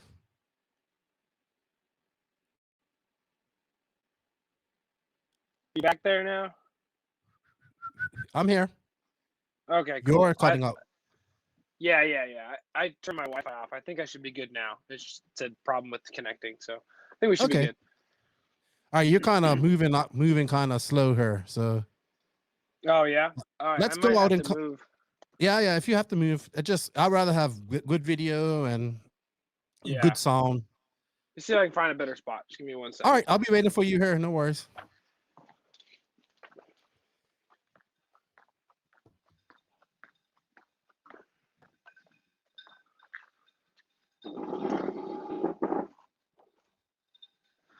All right. How about now? Yeah, that's cool. You're still kind of. I guess the internet isn't as good, but No, we don't have great internet here, so this is about as good as we're gonna find. Really? I take that for granted. See, everybody seems to have it. All right. Well, we'll just go with this then. All right. If it acts up, I'll just put a picture of you there and be like, yeah. All right. So let me do my spiel all over again. We're going 3, 2, 1. So you guys have heard me call Tyler Jones the dark horse of RC and of Tekno RC. Well, we're about to talk to the guy who I consider the workhorse in RC right now and of Tekno RC, and he's been with him for quite a long time, coming off a very impressive SIC last weekend, I believe it was, a weekend before last, where I swore he was going to get a podium at Nitro Buggy. I'd like to welcome Tekno RC's workhorse, as I don't know if that's going to stick, but what's up, Jared Wiggins? How are you, man? Good, Keenan. How are you doing? I'm good, man. Thank you for coming on the podcast. I know we kind of talked about this as I seen you at races. I've been noticing you working very hard. I talked about it last week on the podcast, how you impressed me at SIC. You know, you didn't qualify. You qualified normal where you were normally qualified, which is you still make these A mains. Yes, SIC was a little low on, it didn't have everybody there, but I think you did a good job. You finished 3rd in e-buggy, 7th in truck, but that doesn't matter. And Nitro Buggy, the thing about Nitro Buggy was you was in 3rd, in a commanding 3rd, and then you broke. And I was just like, man, I thought you would have podiumed that. You had some speed, you had something, you had the flow going in that A-man at SIC. What happened to you actually? So, I started off with a good race and kind of worked my way up through from 12th, and I came in for the second pit, and I don't know what I was doing, but like the pit lane's actually really wide there, but right on the edge, I don't know if there's like a bolt or a lip or something. I looked at it after the race just to see what it was, but when I jumped in, I was a little bit wide, and I caught my right front wheel right on that and broke an arm. But then when I came in, it ripped my drive shaft out. I mean, I hit it hard. Everybody in pit lane after the race was like, whoa, I heard that when you hit it. Right. But I came in, got fueled, and we don't use headsets, so he didn't know that my car was broke. So when I sat down, I didn't have any drive to get out of the way. And so Jared hit me, and everyone thought that's what broke my car. But no, it was broke before that. It was my own fault jumping into pit lane. It was similar to what happened with Ogden, I think, at US Open. Just like kind of like, oh, shoot, right, you can do about it. Now, if anybody's watching this video, we're doing this via internet, and apparently where he lives, I don't know, where do you live? I'm not even, you're from the Midwest, right? Yeah, Northern Illinois. All right, so he has third world janky internet up there in Northern Illinois. So, but so the video is kind of spotty, but we can get the audio. Yeah, that was a shame, man. And honestly, I know this wasn't your fault, but I didn't see that part. I just remember your girlfriend gonna pick out the car. I was like, what happened? And I never saw it, but and it's not your fault, but I just think like that hit for me, like Tebow never got back up to the front after that. But that's racing. That's how it goes. He must have been coming extremely fast on the pit lane to hit you so hard. Yeah, when I got set down, I was a little bit close. But I think it would have been fine had my car not been broken, But because when I got on the gas, it wasn't like I had no drive, but I got on the gas and all it did, since my right front was broke, was slid sideways. Mhm. And then I kind of completely just blocked pit lane. So, Okay. it's kind of a bummer, but racing happens. Nothing we can do about it. Yeah, I agree. But Jared, you know what? I think we might have to actually turn off your video at some point here. If we Okay. can. But let's just go for this for now. If it gets too bad, we'll turn it off. But your audio is Okay, coming yep. through pretty clearly. So for anybody that doesn't know Jared Wiggins, he's been involved in RC a lot lately. You're 20 years old now, Jared? Yep, 20. Okay. He's been driving for Tekno RC for some time.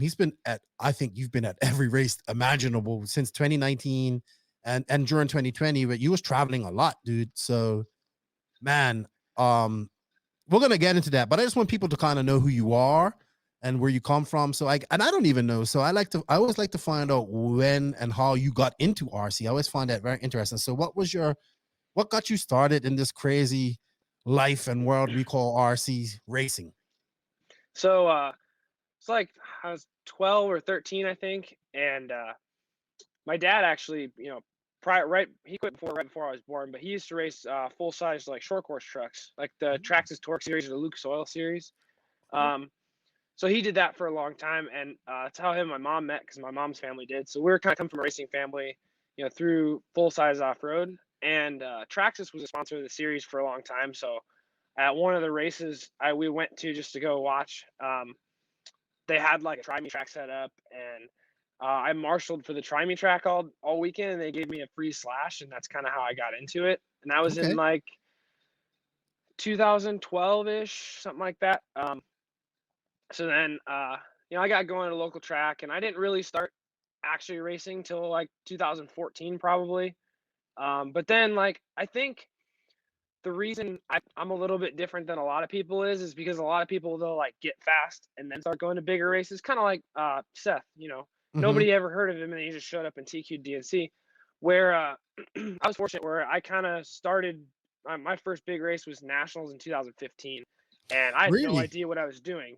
But I've just went to all the big races, and I kind of figured, instead of trying to learn the normal way, if I have this opportunity to go to these races, that I can, work on getting my speed there instead of trying to find it and then racing all the big events. So I think that helps me in the long run, but it also kind of is a different approach than most people. So I agree. Robert Battier once said the best way to practice is to race. I remember he said that. So I understand that methodology of doing it. Where was the 2015 Nationals? Was it Nitro or was it 10 scale? Oh, Nitro. So that was in Chico. Yeah. Okay. At A-Main. Yep. Right. Wow. So you jumped in feet first. But you come from the Midwest. So was you, which I call the Italy of America right now when it comes to young RC talent. There's a lot there. A lot, yeah. I know. I need to figure out why we have so much coming out there. So that's gonna be one of my questions. But who were some of your early influences as a young driver? Like, how did you go from getting that slash to Nitro? Because that's a big jump.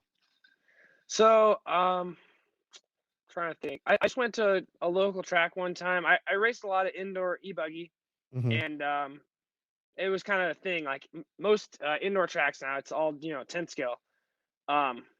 But we had a local track that was e-buggy indoors, like 2S e-buggy, and so I raced that a long time. And a couple guys were like, "Hey, there's this track Thunder Road that they do 8 scale outdoor," and then I saw Nitro racing. Kind of got into it from there.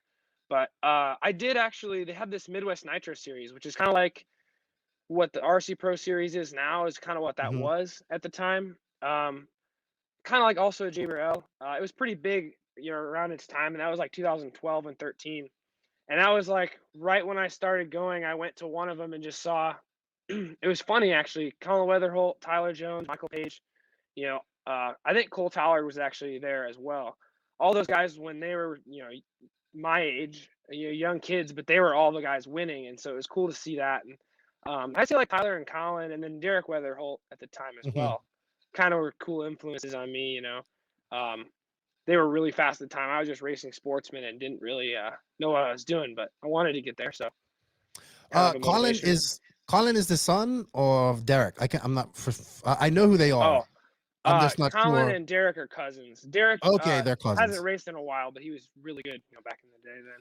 So Yeah, one of those guys raced for JQ for some time. I think it was Colin. Derek, yeah. Okay, it was Derek? Okay. Yep. All right. That was before my time. So I Mm-hmm. didn't get to know them. But definitely I know that they're fast. I would talk about some fast 8-scale nitro racers from the Midwest there. Well, Tyler Jones is your age, or younger than you, I think. Isn't he like 19, 20?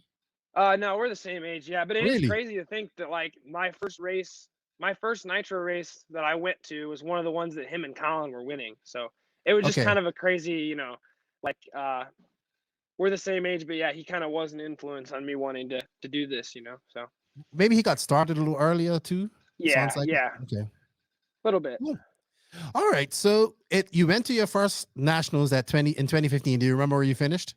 Oh, it was horrible, like 121st or something. That's not bad. Wasn't pretty. I mean, yeah, I was like out of 150, but a funny story about that actually. This is kind of how I got started. I'm always known for like hacking up cars and making my own parts and everything. Okay. And that was right when Tekno was prototyping the 0.3 car from the original. That was the first one with the real long shock geometry and everything. And I ran Tekno cars, and I saw Ryan the week before nationals at a race at State Line. It was a King of Kings race. It was the only year I got to go in 15. Well, he had that car, and I was like, man, that looks so good. I want to drive that, like, because I was struggling with my car. I couldn't quite get it right. I didn't know what I was doing, so that probably didn't help. But so I took and I measured all the stuff. He let me measure all the stuff on his car, and I showed up to that 2015 nationals with, I cut out all the arms to move the shocks out. I made my own shock towers, and I copied their prototype car and showed up and raced it. Wow! Off just looking at his car. Yeah, I took a piece of paper and I traced some stuff out and measured it. And it was all kind of hacked together, but it worked. And it was cool actually. Danny, I had never met Danny before, from Tekno. And at that race, he kind of just was like walking through the pits and saw my car was like a copy of their proto car, just all hacked together. And he actually gave me all the like plastic prototype parts so I could have the car. Oh, really? He just thought that was really cool. And that was kind of my first experience meeting them and kind of seeing the whole Tekno team. So, so you've been a tinkerer then. Where did that tinkering come from?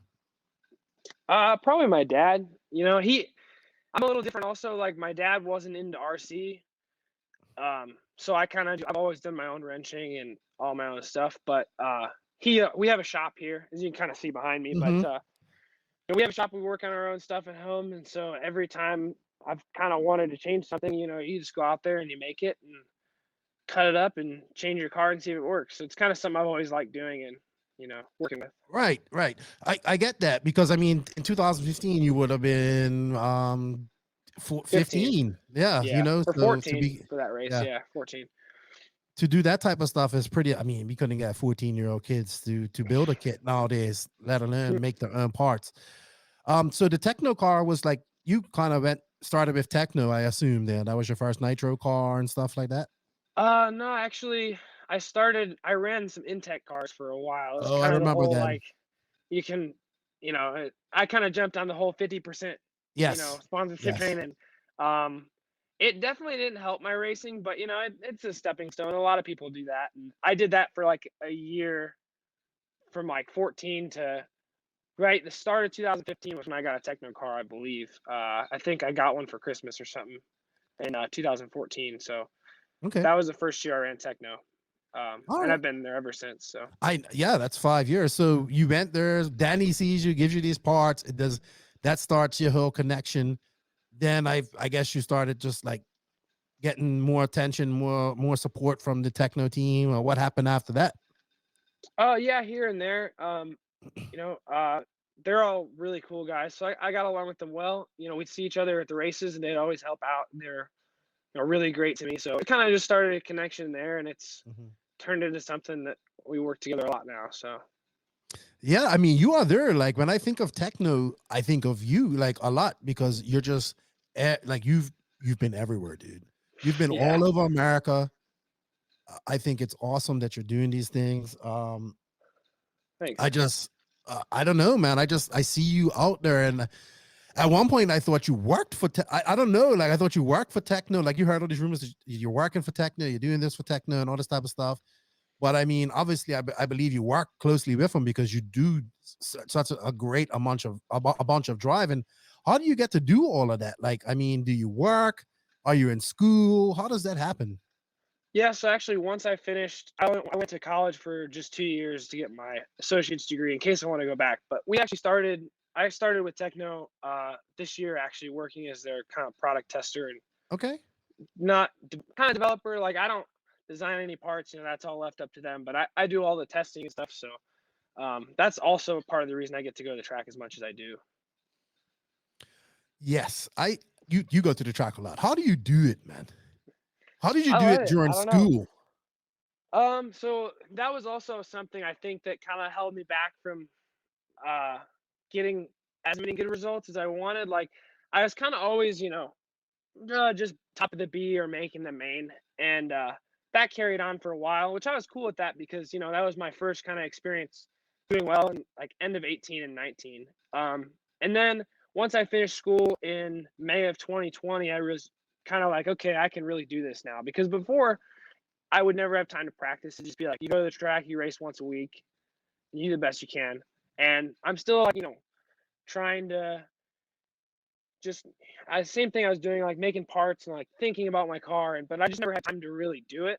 And now Mhm. once I finish school, I've got kind of have the opportunity to do that, and that's why I think now I've been able to start making some more progress, and that's how I can drive as much as I do because I don't have to worry about school or anything else. I can focus on RC full time. So That's interesting. Just real quick, what did you study in school?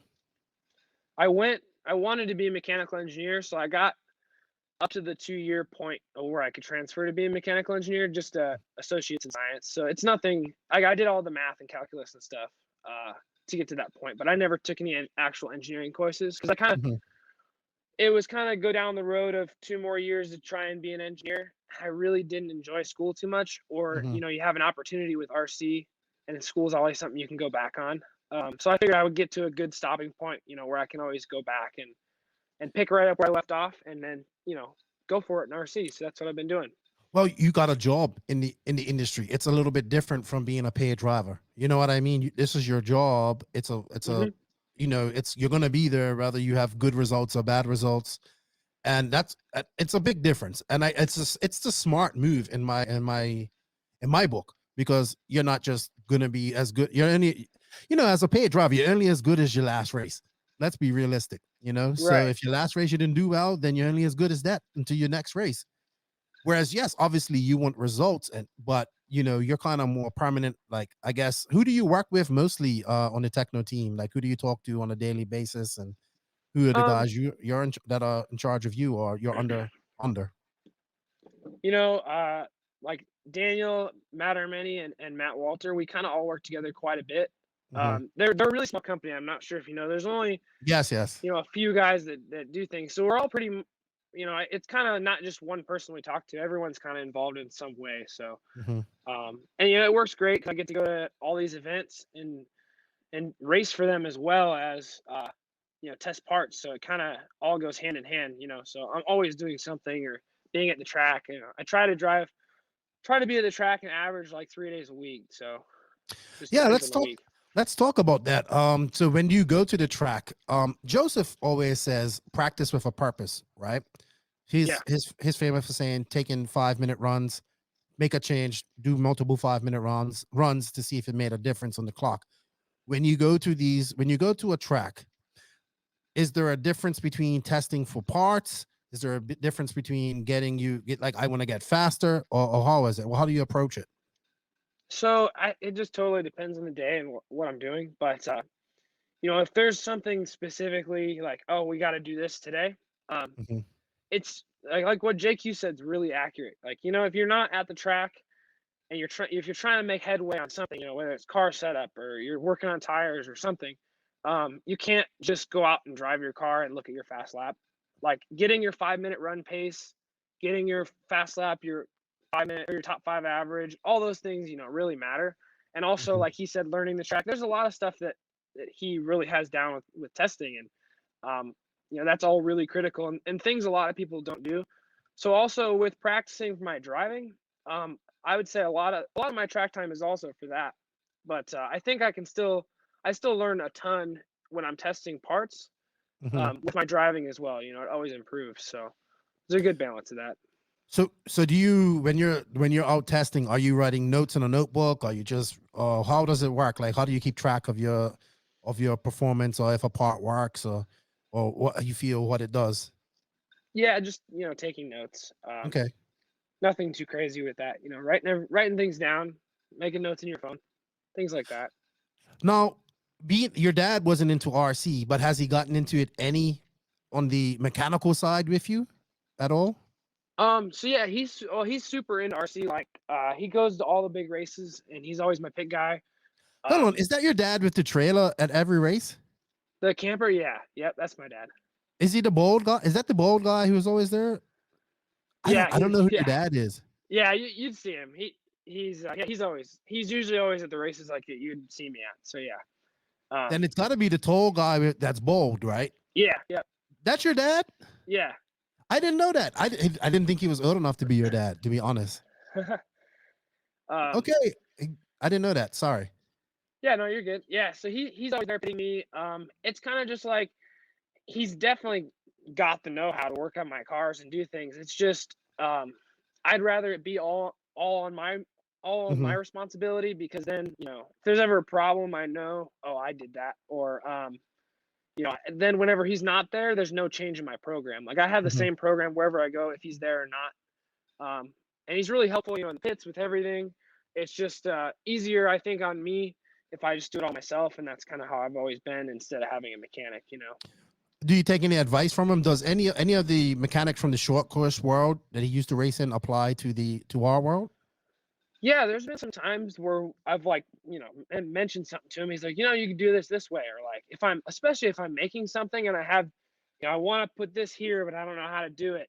He's always really good about coming up with solutions to things, and showing me how to operate some of the machines here and we got in our shop to make stuff. So super helpful. Sorry to hop on your dad, but you have a shop, so I assume that's a race shop. Like, you do all race modifications there and stuff like that. Like, this. Yeah, go It ahead. started that way. It started that way when he used to race, but now he's a mechanic on the side, so Okay. he has just kind of his own shop here. And we just keep all our toys and stuff in here, so it's kind of our personal shop that Okay. we have access to. So Do you dabble any in the full scale mechanical world, or just RC? beyond changing my oil, not really. I'd like to, but I'm so focused on RC and I spend so much time on it, I really don't find a lot of time to do other things like that. Sometimes Really? though. Really? You know what, man? People don't understand. RC takes up a lot of your time, and you're doing it full time. A lot. Yeah, Eat, definitely. breathe, and poop this stuff. I don't even race, and I do eat, breathe, and poop this stuff. So, another quick question. You said you don't wear headsets. Why is that? So I did for a long time, actually, and I found that I really struggled. Like, I'd always have a section of my main, like, it's 30-minute main. Let's say the middle 10 minutes, or the middle 5-minute section in the middle. I'd always struggle, like, not focusing and just not driving how I need to be, and then I'd come back from it. And I kind of never figured it out. And Jared Tebow, actually, after he used headsets for like a race and didn't like them, and said, the line of communication to your pit guy, it's not so much your pit guy talking too much, because my dad and I had a good program with that, but it was that I could complain about what was happening on the track, and it Mm-hmm. took your focus away. Mm-hmm. So he stopped doing that. So I kind of tried it and realized that, if I crash, or I hit, or we get tangled with somebody and I get frustrated, instead of saying, oh man, or something on the headset, if I can't say anything, I don't think about it. So I just keep driving, and I think it really helps my focus a lot more. It's something we've been doing more recently, probably only the last few months. That Mm-hmm. seems to really help. So as long as you got, excuse me, as long as you got a trusted pit guy that knows your Right. strategy. So, and I with my mean, dad, that works well. I'm a big guy. I'm a big supporter of. Like, I remember this question was posed to me one time. What can you do as a professional RC racer physically to be better, a better racer? But I think you can do things. I think you can do physical exercises, like especially if your hand, like if you're like, all right, I'm one to talk about being in good shape, but if you're in good shape, you're going to think better, you know what I mean, and all that type of stuff.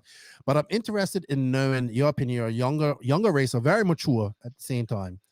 Is there anything that any books that you read, any type of focus, or like, mental meditation that you might do as well, that's helped you focus more and be a better racer? No, but I definitely think that that's something that takes you to the next level, and that's something that Hmm. I need to do. Just talking, Jared's been really helpful about this, but I mean, so much of racing is the mental side. Hmm. Your car is important, but like, you don't have to have the best car to win the race if your mental side, if you're just like, you've got that confidence and that drive. And that's something I think that I rarely find that. And one of the times that I found that was in the main at sick. And so that's something I want to work on, mentally. Just knowing that you can do it is the biggest part of being fast. And I think I'm sure that there's books about it and a lot of race strategy that I'd like to read that I just, haven't gotten to yet. So Hmm. there's definitely something to that. I know Jared would be a great person to talk to about that. He knows a lot about it. Yeah, he seems to be like a mentor of sort in your team for you, and that's really good. He's had an exceptional 2 years at Tekno, like completely rejuvenated his career and everything. I mean, let's think about it. 2018, he was thinking about quit. He was saying, "I'm retired. I'm retiring." No, he's out there like he's one of the guys. Like, I think he can win any race he goes to. You know what I mean? And that's the confidence from Tekno and whatnot. Yeah. uh, so which is something that we talked about off before we came on Earth. That I think that the lineup for Tekno, like you guys, all right. So you have Tebow, Bornhorst, Tyler, Seth. Then you have you, I would say, Hooks, Arredondo. I forgot about Arredondo. He's more in California. Kirkman. Hmm. Then like Spencer Klein was one of your more like one of the pickups that impressed me this year as well, because he's gonna be, I think that kid is gonna be a professional RC racer at some point in his life, probably sooner than later, because I think he gets it. So Tekno has a squad. I've noticed them at races. This is the other thing. I see people get into Tekno RC like yourself and they stay, which is great, because we all know how this industry is. And, people would jump from chassis to chassis getting that best deal. But it seems that Tekno guys stay. They have that medallion thing that's really cool. It seems like everybody pits together. How is it that Tekno, you know, in America, because I know you're really strong in America, maybe not so much outside of America. In the UK, I know you're strong, but you know, it struggled to get outside of Europe and whatnot. I think that has something to do with it probably being an American based car, American made company, American made car, maybe not. But in America, man, I don't think there's a team stronger than Tekno at this very moment in 2021 going into every race this year. How is Yeah. that? Like, I mean, just like, it's amazing what they've done. Like, Tekno went from making e-buggy conversions and stuff like that to being this uh mega team in RC right now. But the most impressive part is the loyalty that I see with it. So I don't know, man. You guys have got a good recipe. What is it over there in Tekno that you guys have? So yeah, I think a lot of it, we've always had a really good like team atmosphere. Since I first encountered them at the 15 Nats, they always put together. Um, they're like, there's always help in the pits. If one guy's struggling with something, they come ask one of us, and we always help out. So I think even at the top level, with Tyler coming on, I still think that that's a big factor in it, because when you go to a race and you don't have any team support, so even at that top level, if you're struggling with something where we've got 5 other guys in the main, we're all running different stuff. We can all give opinions and help out. And I think just that support is what really grew the team. And that's a result of all the things that they've done, especially Matt, putting the team together the way he has it and the way they structure everything. But I think the reason we're seeing it grow so big recently is because we have a really competitive car as well.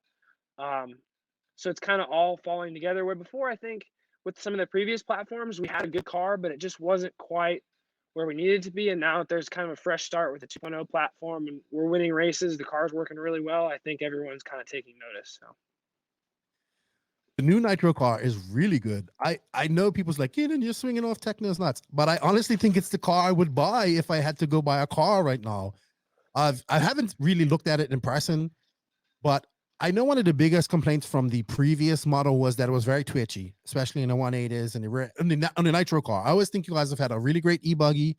I think your truggy is exceptionally well. You know what I mean? I like your truggy, your e-truggy too. Yep. But it definitely seems like the new car is a lot more stable. It's got a lot more thinking good. Like I like the thinking good. I like the one thing that appeals to me about the car is the bushings in the arms. I love that idea. I love it. I thought it was awesome. Yeah, there's a lot of little things that, Danny and Armeni, they're the two guys that do all the designing for the cars. And there's always like, you can look at the car and just see so many little details. You're like, oh, I can't believe they thought of that. Like, the arm bushings, or there's just little things going on all through the car. And I think it worked out well because it's an all new platform. They could really put all those ideas into one thing. Where, yeah, I would agree. We always had a good e-buggy, a good truck, everything else. But the Nitro buggy was always kind of a work in progress. And there was just kind of some key things that were realized when they needed to design the 2.0 that all got changed around. And I think going back a little bit more of a conventional shock setup really helped out as well. I mean, now, yeah, our car has been awesome everywhere we went. So if now you're in the technical side and doing things, is there something that you would like to add to the new like when they come up with a new version? If you could add something right now, you could have some input. What would it be? I don't know. That's kind of a hard question. But I will say, one of the things that I came up with that a lot of us are running now are the Wiggins pistons. I don't know if you've heard of them yet. Let me give myself a shout out. So I came up with this piston at SIC last year. Actually, I ran it basically for a full year. The final iteration I started running in March, but it's got a full year on it now. So we got a lot of people running it. It's kind of a cool, it's a different concept. So tell me about it. What is it all about? Tell me about it, or we can't let the secrets out. So there's some secrets, but it's got a few different size holes and some other stuff going on. But okay, there's some posts about it on Facebook. But that's the one thing that I think that's my kind of bigger contribution so far. And it'd be cool to make that at some point. But that's kind of my little thing that I've been working with. But yeah, that's cool. I can, being as you're a tinkerer and you're a hobbyist and I would say you're almost an engineer. I mean, you went to school for it. Ish, not exactly, but I got right. Imagine you're. But come on, dude. You was 15 years old and making your own parts. I consider you a hobbyist and somebody of some intelligence to know what they want in a car. You know what I mean? I think you're very smart. What would you like to see? Okay, because let's be honest, in our 8-scale market, the chassis market it's become very stagnant. Joseph says that innovation is lacking because there's no motivation to be more innovative. There's no money coming in because our industry's small and stuff like that. Well, what is it? What do you think that is something that, as a young tinkerer with some sort of mechanical background, knowing all this stuff, what is something you would like to see incorporated in the future in our chassis or innovated in what we do? Not even chassis, but it's an RC in 8-scale racing. That's kind of a hard question. I have to think about that. All right. I mean, I do think that's one thing I really like about working with Tekno is they don't ever just see something like, oh man, that car works well because of this. Let's copy that. That's always like kind of they do their own thing. And I really like that because, there is innovation going on. There is thinking instead of just copying and doing things. And I mean, when I say that, I shouldn't exactly. I know what you mean, man. Trust me. A lot of people think, oh man, that car is an exact copy of that. When in reality, a lot of the geometry is different, but they're still kind of going along the same baselines. Yes. And I really like that we don't do that. Okay. So otherwise, like innovation in RC and 8-scale, it's hard to say. I really don't have a good answer to that. Okay. If I did, I'd make it, but no, I don't. So That's all right, man. That's all right. Like I said, it's like when I say innovation, like we think of the 8X when it came, like the 8 when it came out. Sorry, in I think of 2007, 2008. That was something Mhm. completely different. We kind of just haven't seen that since then, but I understand why. But I mean, like I said, the new Tekno car has a lot of stuff that I really like. The new truck is coming out. What can we talk? Tell us about this this body, man. Oh man, I have a question about this body. I have a question about the legality of this body. Is it legal for raw standards? Because I believe raw says you have to have headlights and stuff like that. yeah, so there's not a whole lot I can really mention right now about the truck. Okay. But it is legal. It does have headlights, but Okay. there's a nose piece that goes with it that Jared didn't have painted in time for the race, but it wasn't a roar event, so we weren't really worried about it. Okay. But it is fully legal. You can race in any roar race; it'll pass tech. I have a question about this body. What is the reasoning for it? Is it better? Is it more aerodynamic? Is it to prevent the infamous thing that happens with Truggy when you break your front body mounts and you have an alligator going on the front straightaway? Which just happens to every Truggy, by the way. Or what is it? Like, or was it just being different? So there's definitely some advantages to it. I'm not sure I can really go into that quite yet. We might have to wait for the release on that one. So. All right, no problem. It's going to be interesting to see. E-Truggy, SIC had 65. This is a class that I'm seeing grow fast. And honestly, I might actually race it if I get a Tekno E-Truggy. Because it's just so like just something you could do. You need to go crazy with tires. I would definitely get an E-Truggy from you guys. But I think you guys are one of the companies responsible for the growth of this because you kind of stuck to it.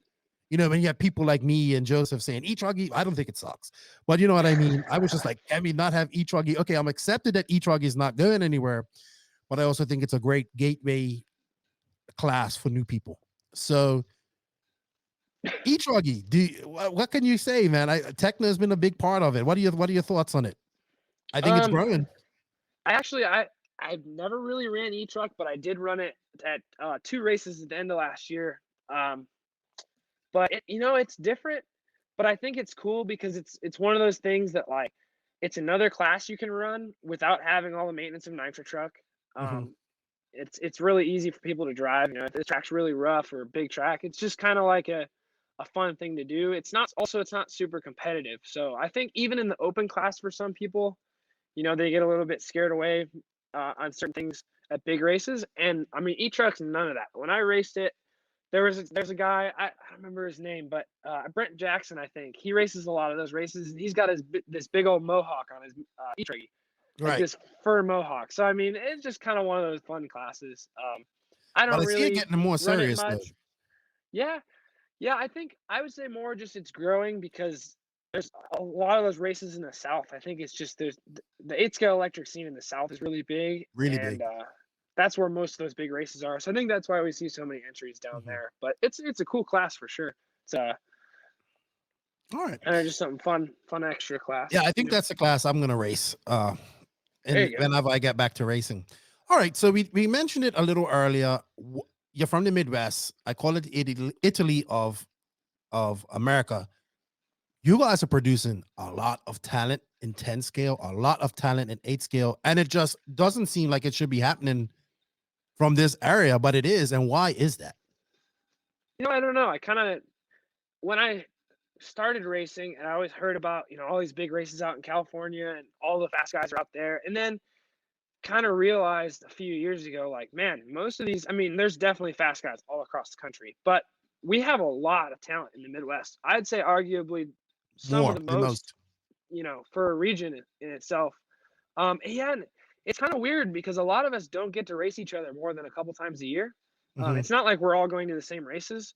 Like, Seth and I race probably 3 times a year, 2 to 3 times a year locally, besides, all the big events. But, and then Tyler Jones and I, same thing, about 2-3 times. Same thing with Cole Tallard, and the Weatherholts.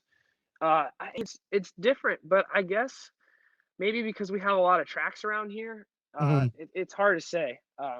But it's different. You'd think with all the fast guys, it's because we're all racing each other a lot, and it's awesome when we get to, but we don't actually get to do that as much as people would think.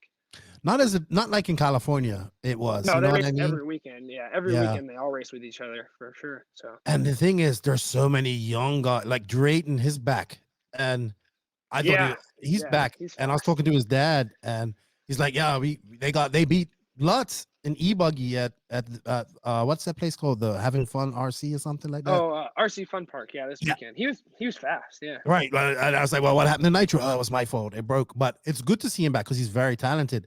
But it's not just him. You have the Renner Connects, you have the Fullers, Yeah.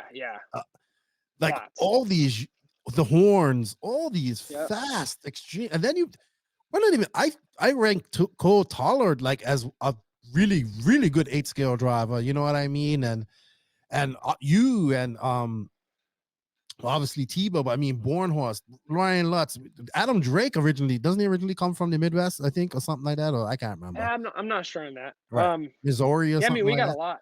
There's even like Michael Page is another one. Yep. He hasn't raced for a little while, like a lot for a little while, but he was one of the super fast guys. I mean, I really wish I could have started earlier when we had the Mhm. Midwest Nitro Series, because that was just like Gabriel. Like all the top 6 or 7 guys would be those guys you mentioned. And they would race once a month, all around the Midwest. It's kind of a bummer that that's not a thing anymore. But Mhm. I kind of just started racing on the tail end of it and missed it.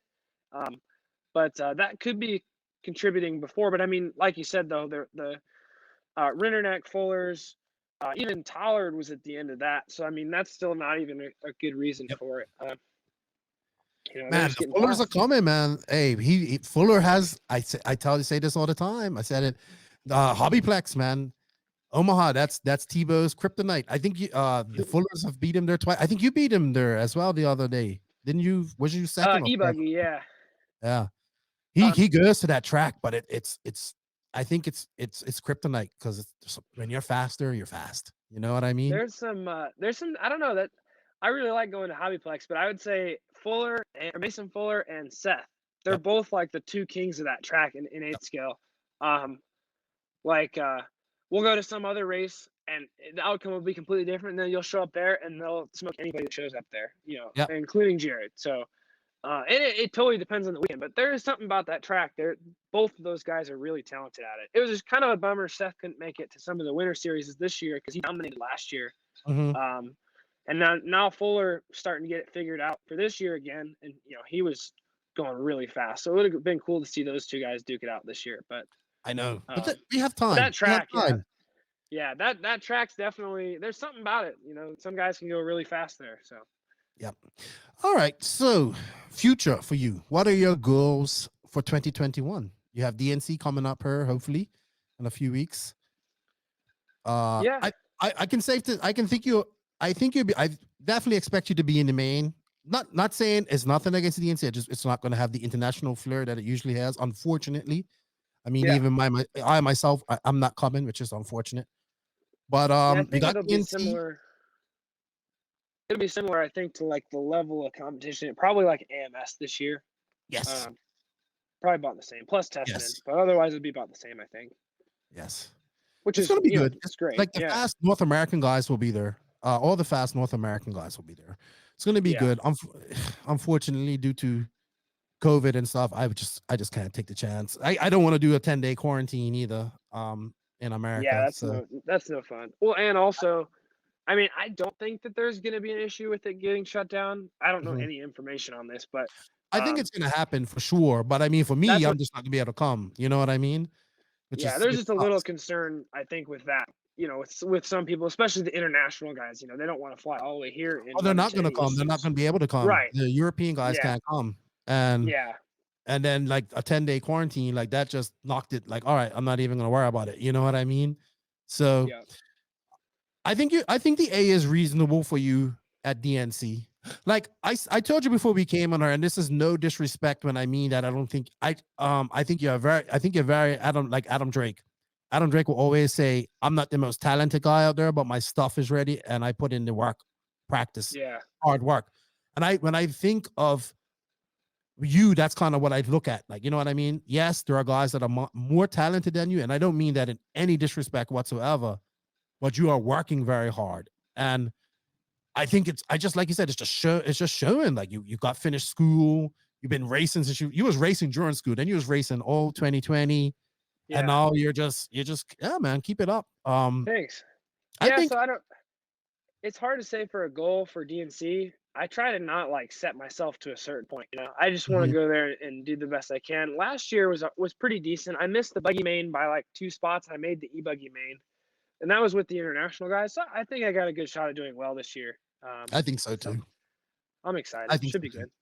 And All also right. So, something I saw you had a podcast guest, Barry Baker, on last week or this yes. week.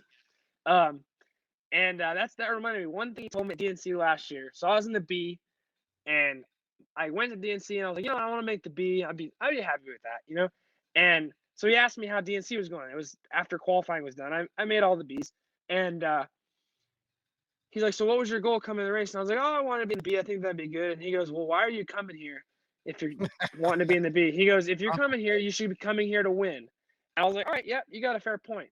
So I kind of stuck with that motto. And then you know what? The next time I drove after he told me that, I bumped out of B and made the A e-buggy. So I was like, okay, well, there's something to this, because if you set yourself a goal of making the main, then you're only going to make the main. Mhm. But, if you don't think in your head that you have a shot at winning it at some point, even when I started 12th at SIC, I was like, this kind of isn't the greatest spot to be in. But it didn't matter. I drove up through and was sitting in third at the time that I broke. So I try not to set myself goals like that, because they end up just limiting you. It sounds like you gained some confidence this last year, which is desperately needed. You know what I mean? And, Yeah, that's the not biggest thing to doing well, I would say. And Oh, that's yeah. something I struggle with, but I think I'm getting a little bit better with. So I guarantee you talk to like a Mayfield or a Cat, or who's really a Ronafop. You tell him, he'll tell you, I'm here to win. I'm here right. I'm here to win. It ain't nobody here that I think can beat me. You know what I mean? And that's Yep. just how you got to think, man. Yeah, if you And don't have that mindset, you're not going to win. exactly. All right, so let's talk about RC. What are some of your goals in RC? You're young, you're 20 years old, you're just starting your career at Tekno. You've been miffing for a long time. What are some of the things you want to accomplish in your career in RC? So when you finish this, hopefully you finish this at a ripe old age of 50 something, and of 60, whatever the retirement age is, and you've done some incredible things in RC. But some of your immediate goals are just in RC, period. I don't know. It's hard to say. I mean, my one goal that I always want to work towards and do eventually is like win a world championship. That's the pinnacle of racing. Mhm. And that's the racer in me. So that's probably the only thing I've really set. Otherwise, I'm just happy to be where I'm at. And it's just Okay. do the best I can, keep working at it. I just foresee like a team manager role for you at Tekno in the future. Like honestly, not saying not when Matt's like, all right, I'm tired of traveling. I just want to stay home and Yeah. do this and chill out. All right, Jared, it's your turn. Will you think you fit in you think you'll fit in a role like that? No, I don't think I could do it. I couldn't go I to a think race you and will. not race. No, I think I you would couldn't do fit it. in. I think No. you would do good at it. I think you'd be a good team manager if it ever comes down to that, man. You've always been happy and smiley to me Yeah, at a I race. think I could do an all right job at it. I couldn't.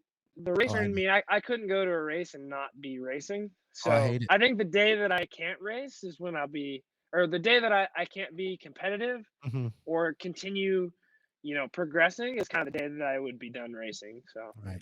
Well, I um, gave up racing to be the JQ manager, and honestly, it was probably the worst mistake I've ever made, because I love racing. I used to love racing and wrenching and all that type of stuff, but I also realized I couldn't do that and focus and make sure that everybody there was happy. So I had to give it up.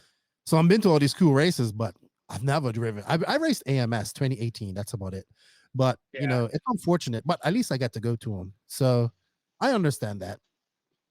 Okay. I want your thoughts on our industry in RC racing at the moment. You're a young man. You've been in this for a few years now. I'm a big proponent of trying to I want to get new people into RC, and by any means necessary, I want to get new people in there. I want people to see, when I mean RC, I mean RC racing. I think there's no wrong way to get new people in here. I think we need to promote as much as we can. We need to put our best foot forward when we promote. But I honestly think we need more people in RC. We need to just get a little more professional. But what are your thoughts on what we're doing like as an industry as a whole right now? Hey, can you give me 1 minute? I gotta switch out my headphones. They're dying. Sure, no problem. Pause that. All right, I'll be right back.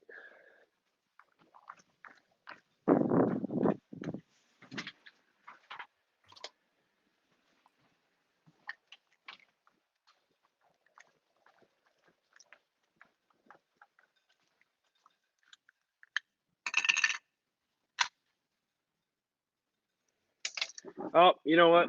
I have the wrong headphone jack, so we're gonna have to just hope these last because I don't want them to cut out. We're almost done. We're almost done anyway. We're almost They done. should be able to make it. I got 5%. All right. So what would you like? What do you think about our industry right now? So, you know, I do think that some form of like more professionalism would be really cool. I do like what everyone's doing with RCGP. I think that's pretty cool. Mm-hmm. But I'm not sure. I don't have really any promoter knowledge. You know, it's hard for me to say. I like what a lot of people are doing with it, but I don't really have an opinion like what to do. You know, Right. I like a lot of the directions they're going. You know, a lot of people complain about these really big events, but I think they're cool because it seems like lately there's been a lot of like live viewing online. Maybe it's because people are at home more, but I think that there's actually a decent audience watching like live RC. And I don't think the big races and stuff are hurting anything. But I would agree, like the whole RCGP kind of thing, you know, being You a little think bit more professional in the right? actual world. I Mm-hmm. think that's pretty cool. Would you like to see like a definitive like line between a professional and an amateur? So like for say a person like yourself, like who's on the cusp of maybe being a pro but still an amateur. Like I always just thought that because we need to encourage young racers to race more, to male and female. They need to have something to strive for, kind of like a motocross. Because let's be honest, not everybody's going to be a pro RC driver. Like it's really that's something hard to It's do. difficult, yeah. But if there's I just think we have pro guys. It's time to be a little bit more professional. Put that foot forward. The goal is to get more people into doing what we're doing, and Right. the more people that race RC cars, the better it is for everybody. So I think we all play a part in that. I just kind of wish we could all come together as manufacturers and do something different, but that takes time. So hopefully that comes as well. But definitely, like, what do people your own age think about you racing RC cars? What do they say when you say that? Like, I mean, everyone that I went to high school with, they always thought it was pretty cool. And then kind of, you know, I honestly like most of the people I talk to or my friends are all in RC. Just because I'm so involved with it, that's kind of just how it works. You surround yourself with people who, you know, didn't like to do what you do. But everyone like that I was friends with in college or did things, they just thought it was really cool that you can make a living doing this or working at it, you know.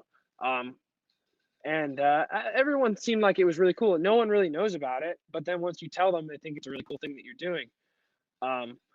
But yeah, it's I don't know, the whole getting more people into it and making things more professional. It's hard because like I also know at a lot of races, you know, this your whole like separation wouldn't apply for most races. I understand that, but like a lot of these larger events though, I don't know, I really like the format of nationals where everyone is one class because then you don't have to deal with some people running the wrong class or and then you always have seating. So I do really still like the traditional format of things like that where it's just one single class seed round and you don't have to worry about running the wrong skill level for some people. I agree. But that doesn't really tie into the conversation perfectly, so I don't know. But I get it, man. I think we just have to try it. Like we just have to do things. Like you said, people just don't know, so we kind of have to. I think that's my biggest thing. We need to get this out into the stratosphere, like, you know, and let everybody see what we're doing. That's the biggest thing, is that a lot of people just don't know. So I want something. This is something I always ask. What would you, if you could change something now, right now in RC, what would it be?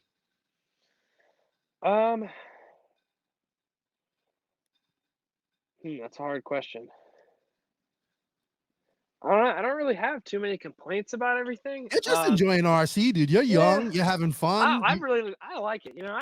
I can't say, oh man, this sucks. Right. There's Right. not really any part of RC that I dislike. Right. I get So, that. I would get say that, man. probably like I'm much more into 8 scale racing than 10 scale racing. If I could change one thing, it's that like all tires just had treads and they worked well that way. That's my one thing. But like that's not possible. I just don't like driving at slicks and 10 scale. Otherwise, Right. everything else in RC I love. And I still enjoy driving on slicks. I shouldn't say that, but like Right. that's probably the one thing that I think isn't as much as isn't perfect. But there's no changing that because that's how the tracks go to, and a lot of people enjoy that. So yeah, that's just my one little gripe. Probably this guy doesn't enjoy that, and you don't see me sanding on tires. I'm just but I get that, man. But you're in a good place. You're young. You've got a job at Tekno. You're racing on a regular. Your girlfriend races, so you're like living every man's RC dream right now. So I get that, man. I get that. But the future rests on the shoulders of guys like yourself and younger guys coming up. So, I'm just always hopeful that you guys will someday take the reins and take RC into that next level that we've all been trying to attain. Hopefully I see it in my lifetime. But I just think it could be so much. I think it'd be so much cooler. I think what we do is cool. I just think it could be cooler.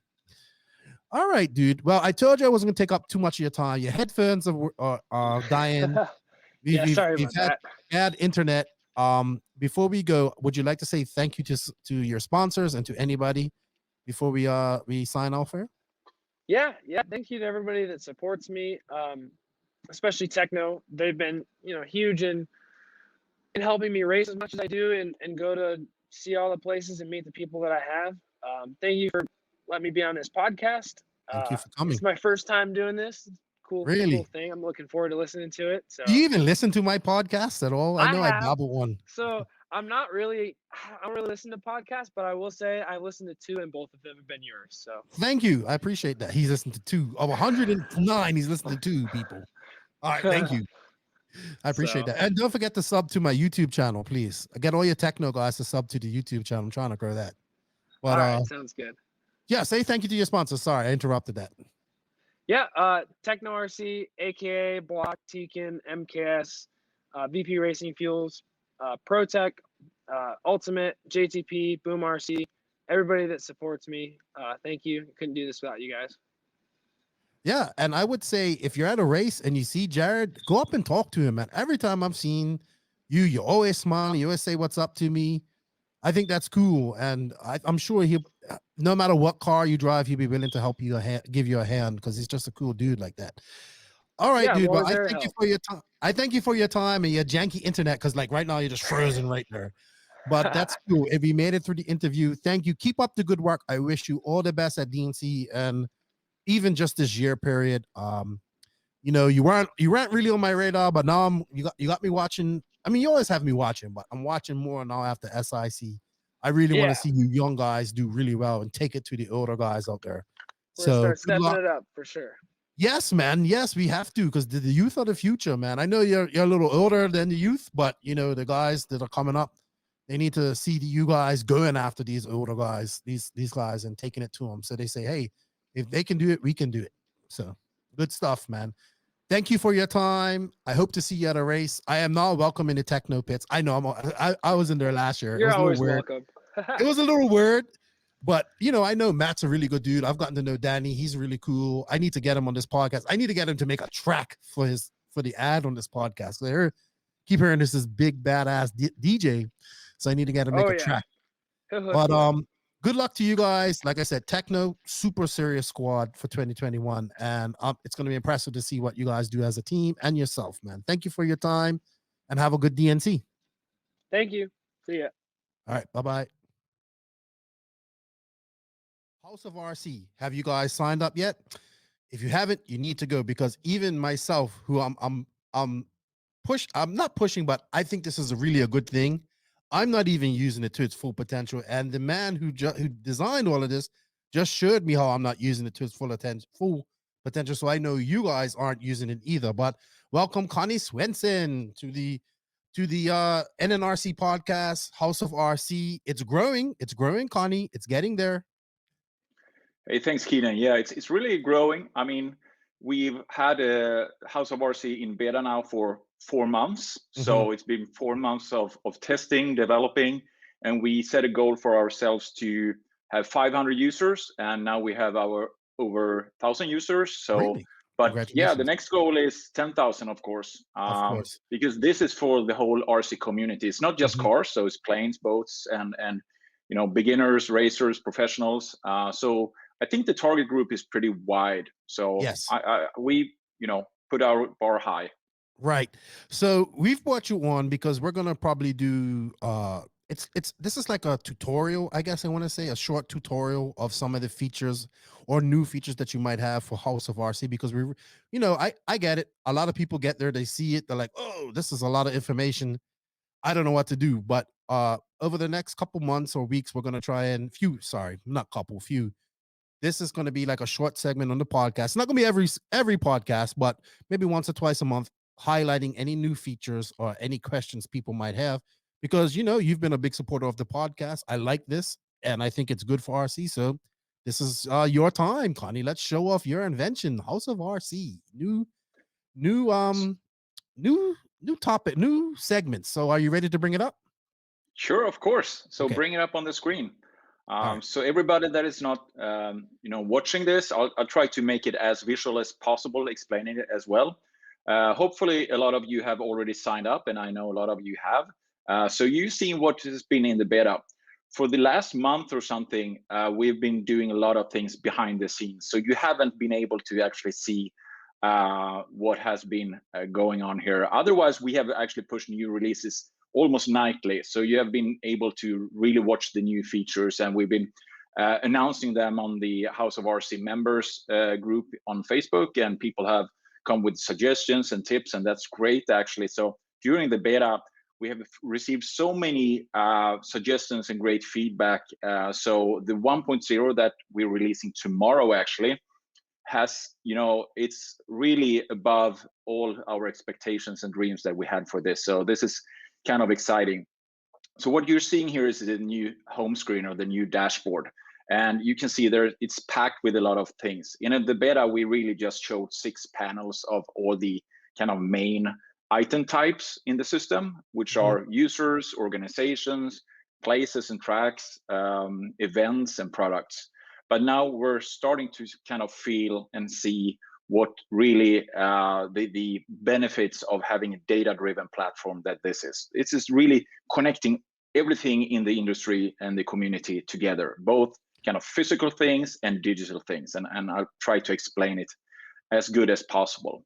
So just starting up here, we can see it's a kind of 3 columns, which has a lot of information on it. So what people are interested in are, what are the upcoming events? And this panel will be targeted depending on how you set up your profile.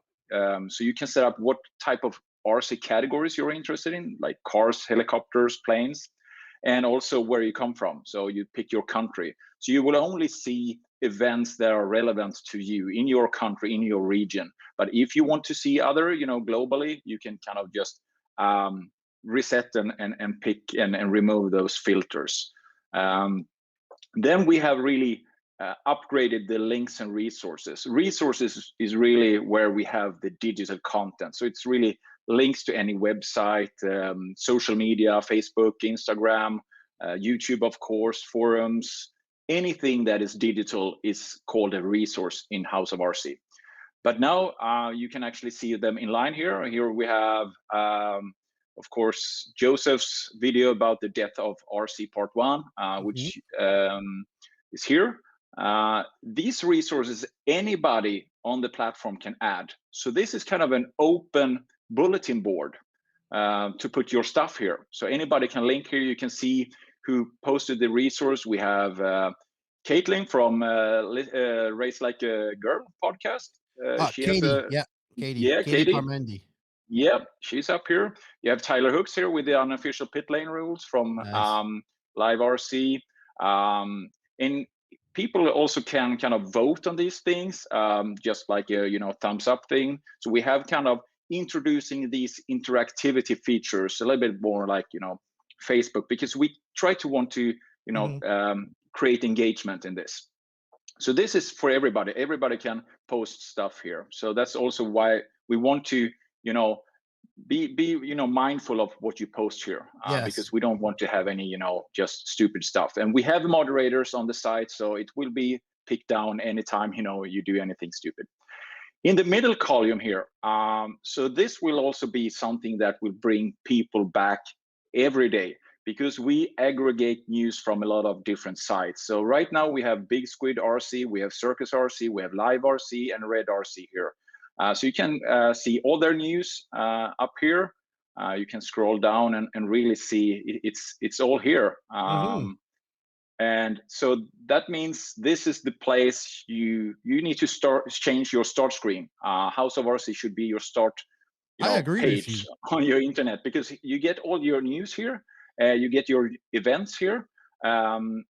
So also, of course, these companies, we don't want to take away traffic from them. So if you click on any of these links here, that of course takes you to the original source, like Circus RC or Live RC. So this is just federating their Right. RSS feeds, right? Then on the right-hand side, we start kind of showing a little bit of the power of having everything data-driven. So this is called quick stats. So it's showing a pie charts of different things in the system. And every time you reload the page, you will see a different graphic here, different stats, but you can also pick them themselves. So for example, we can check users. One of the big questions here is Nitro the Glory and eBuggy pays the bills? Is that correct? Can we check that by stats? Let's see what people think. So we pick the power here.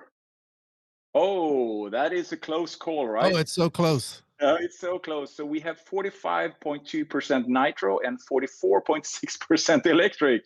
I think fake news, Connie. Fake news. No money joking. No, we actually have statistics. Like, I mean, it's showing we that have eBuggy statistics. is almost paying the bills. We can go and see for the tracks, for example, what type of tracks do we have there? What kind of classes do we see? Off-road is the biggest one. Then we have on-road, oval, and drifting. So there is so much things, and we will really build up on this, the stats, and do really great graphs and stuff. And actually, in the future, you will be able to create your own dashboards yourself and actually build your own home screen. Yeah. But that will be a premium feature, and that's another thing. The House of RC will always be a free option, but development and infrastructure costs. So we're actually introducing a support plan. So people that it's kind of a Patreon kind of thing. I'm gonna sign up here after I get off of you, hopefully. So great. And it's not just supporting the site, because we want to keep on innovating on this. You actually gain some extra superpowers. That's what we call it. Okay. So you can pick your own nickname. So for example, now when we started up in beta, it was all closed.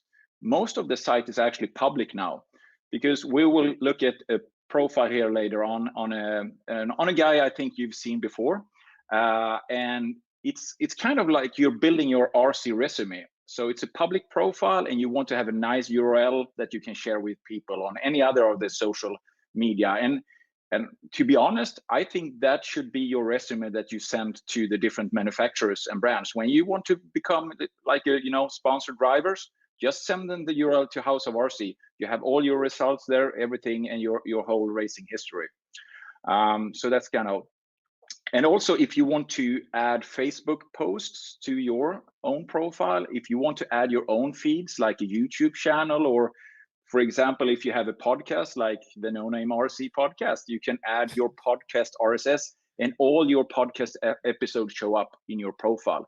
So this is really starting to be like a homepage or page builder platform for all RC users and companies. That's the goal of this.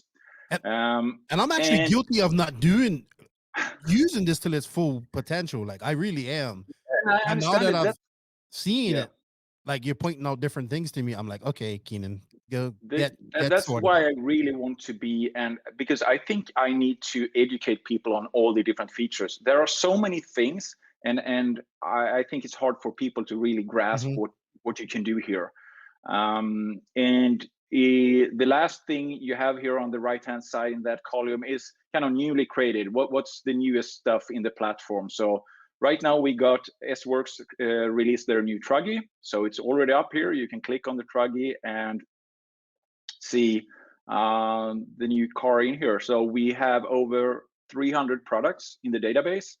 And once a product is in the database, and anybody can add a product to the database, it's another really important part of this platform is that everybody can add things into the platform. Organizations, clubs, tracks, products, events.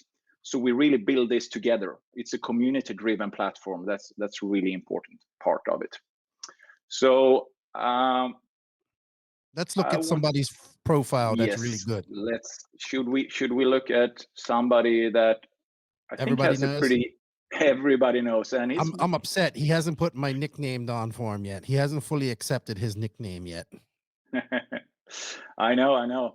So here we have David Ronefalk, which is of course a supporter of the platform, and his dad Pierre has also helped me a lot during the beta phase and really feeding and testing the system, and it's actually fun. So David Ronefalk's his arena, the racing arena he just opened up, is using House of RC as their homepage. So instead of creating a new homepage specifically for the arena, he has actually bought a domain name and then just pointed that to the House of RC public page. So this is where I told you about that profile nickname. Right now it says users 12 up here, but David actually has his own profile nickname, and maybe we should have put Viking there instead, right? I know, we gotta just make him understand that that's his new name. Yeah, so but he has David, so he can share this URL instead, profiles/David. That's much nicer than having or he could just say, hey, look, number. Go to House of RC and look up David Ronefalk. That's all he has to. That's all you have to do. Exactly. And that's actually, some of you probably didn't see what I did to get to David's profile. So up in the right hand corner we have a global search panel. You can search for anything there, for users, organizations, clubs, tracks. So if you don't find anything, just use that global search function. It's perfect. Awesome. So here you can see where David lives. He lives in Sweden, southern parts of that. You can send him a private message in the platform, and it's all encrypted. So I can't see it either, of course. You can see his interests. You can see his different organizations he has. He's David Ronefalk Racing Limited company there. He has his collection of cars here. You can also go to his setups he has on the different cars, if you look down here. So a lot of the drivers today and the racers, they share their setups on Facebook. After a week, you can't find that setup anymore. Anything that is older than a week on Facebook is pretty hard to find, even if you use a search function. Here you can find them in a structured way, because a setup is mapped to a car, it could be mapped to a track, and it could be mapped to a race.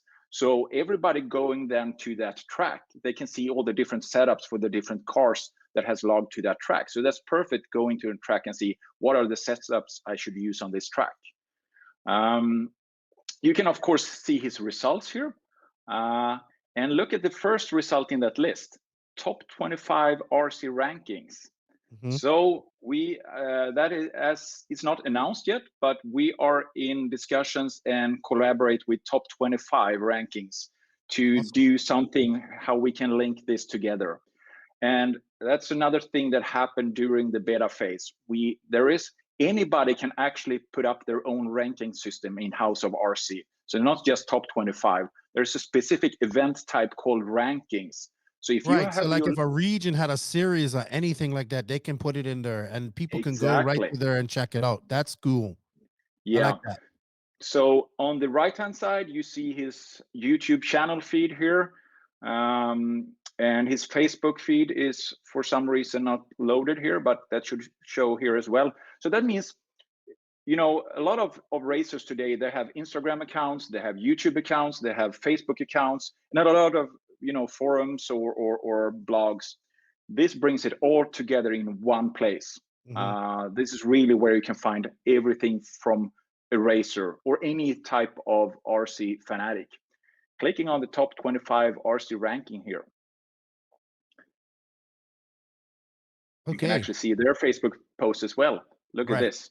So here we have the 25 list with all the drivers on the 25 list in House of RC. You can see and go into anyone here and click and see what their profile. Yeah. And go on their profile. And you can see who is on which team. All the factory teams are also set up. And this is cool because now we're just starting to do that this year. Next year, next silly season, we will be able to show graphics of how people move between different companies and brands and actually tell a story about that. So this is really how, that's why it's so important that people start logging the data in the platform and good quality data, because we can do so much interesting storytelling and analysis around this. So that's really something I want to push here and hope that people really get into this and understand how important that is. So it's not just for yourself, it's actually for the whole community and for the industries to understand the industry better. Yeah, I mean, honestly, like I'm just as guilty as not understanding this. I know you talk to me. I know you talk to me, and sometimes it goes in one ear and right out the other, or I just get so busy and I forget. But I'm definitely gonna be going on the No Name RC podcast profile and my profile and doing some work over the next few days. Yeah, because I mean, even for research wise, like I can just go in her. Yeah, I definitely need some work on her. Yeah, but still, you have, look at this, you have both your YouTube channel and your podcast episodes in the same feed here. You have your Facebook posts showing up here. You can add any links and resources and post here yourself. It's actually I'm just gonna start adding this to my socials now from now on. That's all. Yeah, this is all the resources that are around No Name RC podcast. So I know we want to make this short and sweet. Right. I really wanted to. Well, show me what we got time. We're going over the time limit now, so we might as well go all the way. Great. Because I think there's a couple of or one more main feature I really want to advertise a little bit. So if you look at the screen here on your the No Name RC podcast profile, you can see you can start rating companies, you can rate tracks and products and write a review here. And that's I want to start, I want having people to review my stuff too. Yeah, the thing is, what I will do is actually the owners of things won't be able to review and rate their own stuff because everybody's just putting 5 stars on their own stuff. Right. I don't know if I did that or not, but I would give myself 1 star and say how terrible I am. No. I put 5 stars there. This is the best podcast there is, and along a lot of other great podcasts that are on House of RC as well. Yeah, they should all be on her. So look at this thing called check-in here. So check-in is actually a really cool feature. You can check in and create and log activities on any item in the system. And think of it as the check-in function for Facebook. So you can see, I've been at this place. But what you can do here in the drop-down menu, you have a lot of different things here. So I could say, I've been listening to the No Name RC podcast at this date and time. And I said notes here, doing a podcast interview with Keenan. So save. Now I saved and logged an RC activity, and an RC activity can be anything really. I could went to the track and practice. I can build on my car. I can write some blogging. There are a lot of different activities, and then I go to my profile here out in the left-hand side and click on my activities, and it's there already. And it's there. You have everything. And this is a view that only you can see. Okay. So it's your own RC diary. It's your journal of your whole RC life. And you can also log how much time you spent on each thing. So now you can start analyzing with graphics in the end and see how much practice do I do each week? What do I spend the time on? You can actually even log that you buy stuff and enter the amount of money. and you can start looking at how much money do you spend on RC I don't think each year. nobody wants to really see that, especially This is, people's wives. yeah, I know. This is why, but this is, some people just Yes, love of this course. shit. And you on the right hand side here, you see that we have a map. So this Mhm. means I can now go and see. Now we see a map of Sweden and the tracks I've been visiting the last year here, going and practicing and racing and competing. So now I can get a check-in on all the places I've been around in the world. And if we scroll down, we'll see the track in Fehring, Austria, and some other tracks around. Awesome. I haven't been racing too much outside of Sweden. I would love to go out to Americas, of course, and race there. But it's kind of hard to bring the fifth scale car, which is the class I'm Yes. racing, to the other Connie is a fifth side of scale the Atlantic. specialist. App. I know you can have a home screen like an app on your phone. I do have it. Will we see an app soon? Or We will definitely see an app, and we will see it pretty soon, and it will be out for both iOS and Android. And first of all, it will pretty much just be what you see on the web. Mhm. And I spent a lot of time in the beta phase to really optimize for mobile, because looking at the stats, I can see that 2/3 of people are using it on mobile. So Yes. mobile is really the primary interface that people, but I say that a site like House of RC, which has so much content and data, really Needs a thrives desktop. on a desktop Yeah. display. But it works on mobile as well. But just, it scales down on the mobile, and it actually doesn't show all the stuff, because otherwise it would just clip content and look bad. So Mhm. you can actually see more things on the desktop. But Right. in the app, in the future, you will also be able to get notifications. This will be a tool during a race day as well. So you can see, when a race organizer needs to be in contact with you, or when you need to show up to it's your time to race. So we will add on a lot of features. So we're looking at, before the race, during the race, and after the race. And then everybody that doesn't race, that do this for modeling or scale modeling, it's all there. So we really try to support everybody in the RC industry. Right now, it's a little bit more for racers and RC cars, but we try to build all the features for all the different kind of RC and users. Awesome.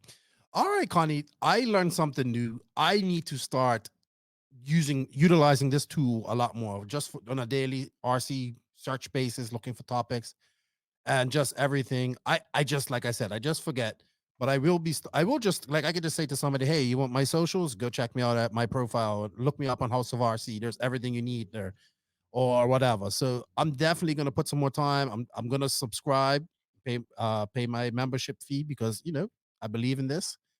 Thank And you. we're gonna have you on probably in a month's time or so, when you get some new features on and going up and going. And one thing people have to understand, you are constantly working on this. This is his work. This is a work of passion, people. So if Connor is messaging you, it's not some crazy dude out there.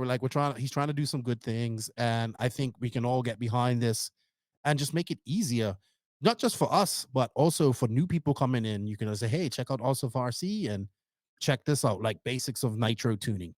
You would have everything you need right there. So good stuff, Connie. What did you wanted to add something before we signed out, before we left? No, so really, I just want people to sign up, check it out, build your profile, start adding stuff to your profile, and also invite your friends, because so as I said, we're releasing a contest that will go on for each month, where the users that invite the most people will win a free membership. For every invite, they will get 1 free month up to a year. So you will get all these premium features I talked about. And that is about, because now we want to grow. The beta phase was about really, testing and developing. Now we want to grow, and as the more we grow, the more value that everybody will see to it. So it's the network effect. Exactly. Also, this is, like we said, this is just not for off-road and RC racing. We want bashers, we want airplane guys, boat guys, robot combat RC yeah. robot combat guys, you name it. When drones, we want anything to do with radio controlled in Well, yeah. House of RC. One of the features that we'll start working on pretty soon is projects. So there are a lot of people, building stuff, building tracks or cars, or do scale modeling. So we'll introduce a concept around projects. You want to share your progress, your images and videos of the stuff you do. Okay, good stuff. Kind of like Reader's Rides back in the magazine days. So Yeah. I like that. Good stuff, Connie. Well, keep up the good work. Remember, people, it's houseofrc.com. Yes, houseofrc.com. Go there, Easy fill out a to profile. remember. It's free to sign up if you want Yeah. premium membership. What's the price, Connie, right now? It's $5 a month. $5 a month. You use bottle glue that costs more than $5. So yeah, you know it's what I coffee. mean? Yeah, that's a coffee. So check it out. It's really cool. I'm gonna be using it more. Like I said, all my stuff just kind of shows up there, so it's everything set up, but just a little touch, make it look nice. So get it all coordinated. But thanks, Connie. Yeah. Check them out. If you have any questions, feel free to hit you up on Facebook, Connie, or even on the Facebook House of RC. Follow them on Facebook and also on Instagram, because they are both on both, and they are supporters of the podcast. So show them some love, because this helps all of us at the end of the day. All right, Connie. Thank you for your time, and we will see you in the next installment of the House of RC tutorials. Definitely. Thank you for having me on, Keenan. All right. Bye-bye. Thank you. Bye. So that ends our podcast for this week. Thank you, everybody. We greatly appreciate the support. I hope you enjoyed it. It's a bit long, but that's just how it goes some days. Thank you to Jared Wiggins for coming on. I greatly appreciate it. Thank you to Connie for his time as well. Please, guys, go to HR8 House of RC, sign up and get your profiles going. It's really good. I think it's something really good we have to look at. Also, thank you to Wally, man. Thank you for his time, for coming in and helping me out today and helping answer your questions. It's really good to see everybody getting their Invisible Speed books. I think I have mine coming here shortly, so thank you to Joseph for that. It's really positive to see. I guess people are enjoying it. Some people are getting 2, it looks like, by mistake. So I don't know. If you're getting 2, just let us know, because maybe we can sell it or something. Or I don't know. Just let us know. Thank you guys a lot. Like I said, we're going to be doing this rotational co-host thing, so we'll see how it works. And always trying to strive to do better for you guys here at the NNRC. So with that said, guys, I'm going to kind of sign out here, get this up. I want to say thank you to you guys, the NNRC squad from around the world, for listening and supporting the podcast. Without you guys, none of this is possible. Also, shout out to all of the patrons on Patreon that support the podcast. Thank you guys. Greatly appreciate you guys' support. You guys got early release this week, and we're going to have some private live sessions just to talk next week, I guess, and just have some fun. So if you wish to be a patron, the link for that is in the written description of this podcast. Shout out to all the sponsors, man. All the sponsors and companies that advertise with this with the podcast. First off, Mayako. Check them out. They're doing some different things in RC. So let's see where this plays out and what comes out of it. And so thank you to Mayako for their support. Thank you to Tekno RC, RCMX, Beach RC, JQ Racing, Sun City RC Raceway, Manscaped.com, Papa Willie's Traction Tonic, Racecraft USA, RCGP, House of RC, WallieBuilds, JQ Threads. Shout out to my boy Connor Ehlers at the Loof Crane. Shout out to my boy Zach Thompson of Clean Freak. Shout out to all my small business owners in RC. We guys got to keep this going, keep the hustle alive. And I guess, man, if you guys are racing this weekend, send it with responsibility or not. Be safe. Wash your hands. Do all the safe things that you need to do, please. And remember, Nitro is the glory, but E-Buggy pays the bills. If you ain't grinding, you're sliding. And Lefty out.